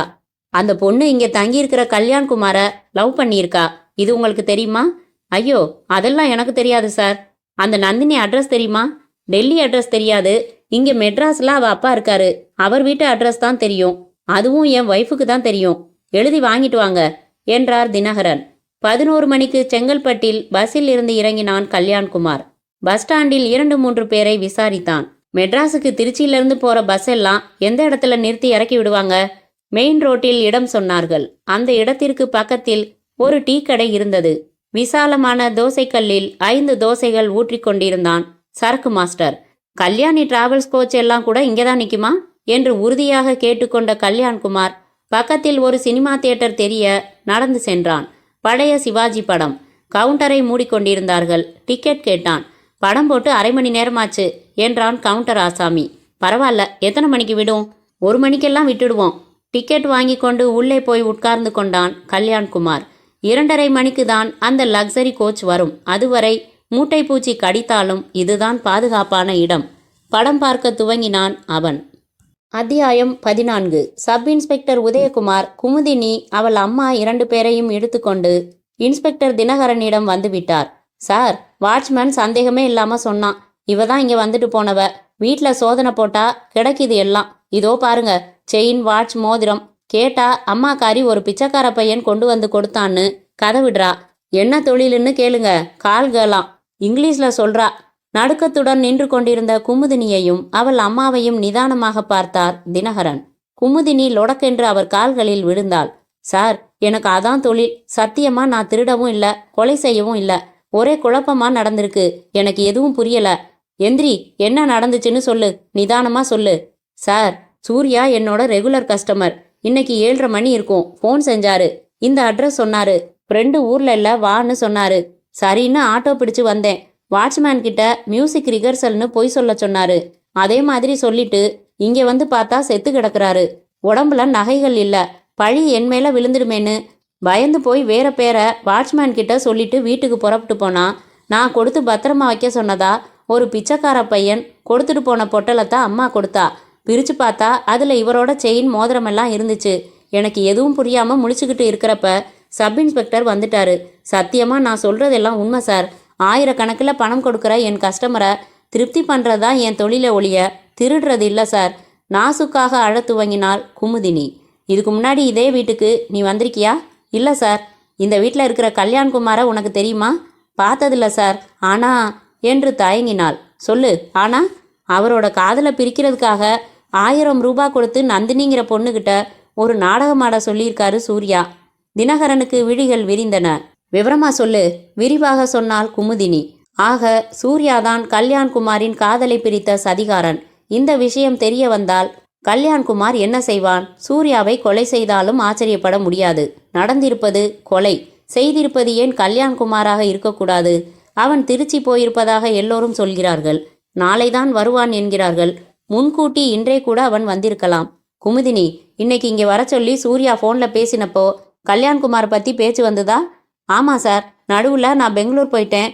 போன வாரம்தான் மெட்ராஸ் வந்தேன். அதனால என் நாடகத்துக்கு அப்புறம் என்ன ஆச்சுன்னு விசாரிச்சேன். விபரமா சொன்னாரு. நீ என்ன கேட்ட, இவன் என்ன சொன்னான்? அப்படியே யோசிச்சு சொல்லு. ஒரு வார்த்தை விடாம சொல்லணும். குமுதினி யோசித்து சொன்னாள். சட்டென்று சொடக்கு போட்ட தினகரன், உதயகுமார், இந்த டெலிஃபோன் பேச்ச கல்யாண்குமார் கேட்டிருந்தா, ஆத்திரமாகி கொலை செஞ்சிருந்தா, பழிய குமுதினி மேல போடுறதுக்காக நகையெல்லாம் கலட்டி எடுத்துக்கிட்டு போய் ஒரு பிச்சைக்கார பையன் மூலமா அவ அம்மா கிட்ட சேர்த்திருந்தா என்றார். கற்பனை நல்லா இருக்கு சார். ஆனா அவர் திருச்சி போயிருக்கிறதா? கமான், முதல்ல அவனோட ஆஃபீஸ் மேனேஜரை பிடிப்போம். கல்யாண்குமார் திருச்சி தான் போயிருக்கானா? எப்போ புறப்பட்டான்னு தெரிஞ்சுக்குவோம். எதிர் வீட்டில் ஃபோன் இருக்கு, வாங்க என்று பரபரத்தார் இன்ஸ்பெக்டர் தினகரன். கல்யாண்குமார் வேலை பார்க்கும் சென்னை ஆஃபீஸின் மேனேஜரை தூக்கத்திலிருந்து ஃபோனால் எழுப்பினார்கள். ஆமாம், திருச்சி ஆஃபீஸுக்கு போயிருக்காரு. இன்னைக்கு நைட்டு பஸ்ஸில் புறப்பட்டு நாளை காலையில் மெட்ராஸ் வர்றதா ப்ரோக்ராம். அவர் எந்த பஸ்ஸில் புறப்பட்டார்னு எனக்கு தெரியாது. டிக்கெட் ஏற்பாடு செஞ்சது திருச்சி ஆஃபீஸில். அந்த மேனேஜரோட ரெசிடென்ஸ் நம்பர் தரேன், விசாரிச்சு பாருங்க என்றார் சென்னை மேனேஜர். நேரம் 1:10. திருச்சிக்கு எஸ்டிடி போட்டு, ஆமாம் சார், நாங்கள் தான் டிக்கெட் ஏற்பாடு செஞ்சோம். இன்னைக்கு ராத்திரி 9 மணிக்கு திருச்சியில் புறப்பட்ட கல்யாணி டிராவல்ஸ் டீலக்ஸ் கோச்சில் டிக்கெட் எடுத்து கொடுத்திருந்தோம். சீட் நம்பர் கூட 12ன்னு ஞாபகம். காலையில் 4:30 மணிக்கெல்லாம் மெட்ராஸ் வந்துடும்னு சொன்னாங்க என்றார் திருச்சி மேனேஜர். நேரம் 1:30. அடுத்து திருச்சி கல்யாணி டிராவல்ஸ் அழைக்கப்பட்டு, கரெக்டாக 9 மணிக்கு புறப்பட்டுடுச்சு சார். 12ஆ? அதில் கல்யாண்குமார்னு ஒருத்தர் டிராவல் பண்ணுறாரு சார். இல்லை சார், காலி இல்லை. அவர் டிராவல் பண்ணுறாரு. இப்போவா? இப்போ செங்கல்பட்டு பக்கத்தில் வந்துக்கிட்டு இருக்கும் சார். 2:30 மணி வாக்கில் எங்கள் வண்டி செங்கல்பட்டில் இருக்கும் சார் என்றான் டிராவல்ஸில். நேரம் 1:50. தினகரன் யோசனையில் ஆழ்ந்தார். எக்ஸ்கியூஸ் மீ சார், இங்கே கொலை செஞ்சுட்டு ஃப்ளைட் பிடிச்சு திருச்சி போய் ரிசர்வ் செஞ்ச டீலக்ஸ் கோச்சிலேயே கல்யாண்குமார் வந்துட்டு இருப்பான்னு நீங்கள் நினைக்கிறீங்களா சார்? Not possible sir. அந்த நேரத்தில் திருச்சிக்கு ஃப்ளைட் எதுவும் இல்லை சார். தெரியும், அதான் எனக்கு குழப்பமா இருக்கு. கல்யாண்குமாருக்கு ஸ்ட்ராங்கான மோட்டிவ் இருக்கு. ஆனால் அவன் 9 மணிக்கு புறப்பட்ட பஸ்ஸில் வந்துகிட்டு இருக்கானே, அவன் பேரில் வேற யாராச்சும் கூட டிராவல் பண்ணலாமே சார். ஒன்று செய்யலாம், செங்கல்பட்டு போலீஸ் ஸ்டேஷனை பிடிக்கலாம். செக் போஸ்ட்ல அந்த பஸ்ஸை நிறுத்தி 12ஆம் நம்பர் சீட்டில் பயணம் செய்கிறது கல்யாண்குமாரான்னு விசாரிக்க சொல்லலாம். அவன் கல்யாண்குமாரா இருந்தா விட்டுட சொல்லலாம். இங்கே வந்ததும் விசாரிச்சுக்கலாம். வேற ஆளா இருந்தா டீடைன் பண்ணி விசாரிக்க சொல்லுவோம். சரி சார். செங்கல்பட்டு லைன் கிடைக்காமல் தகராறு செய்தது.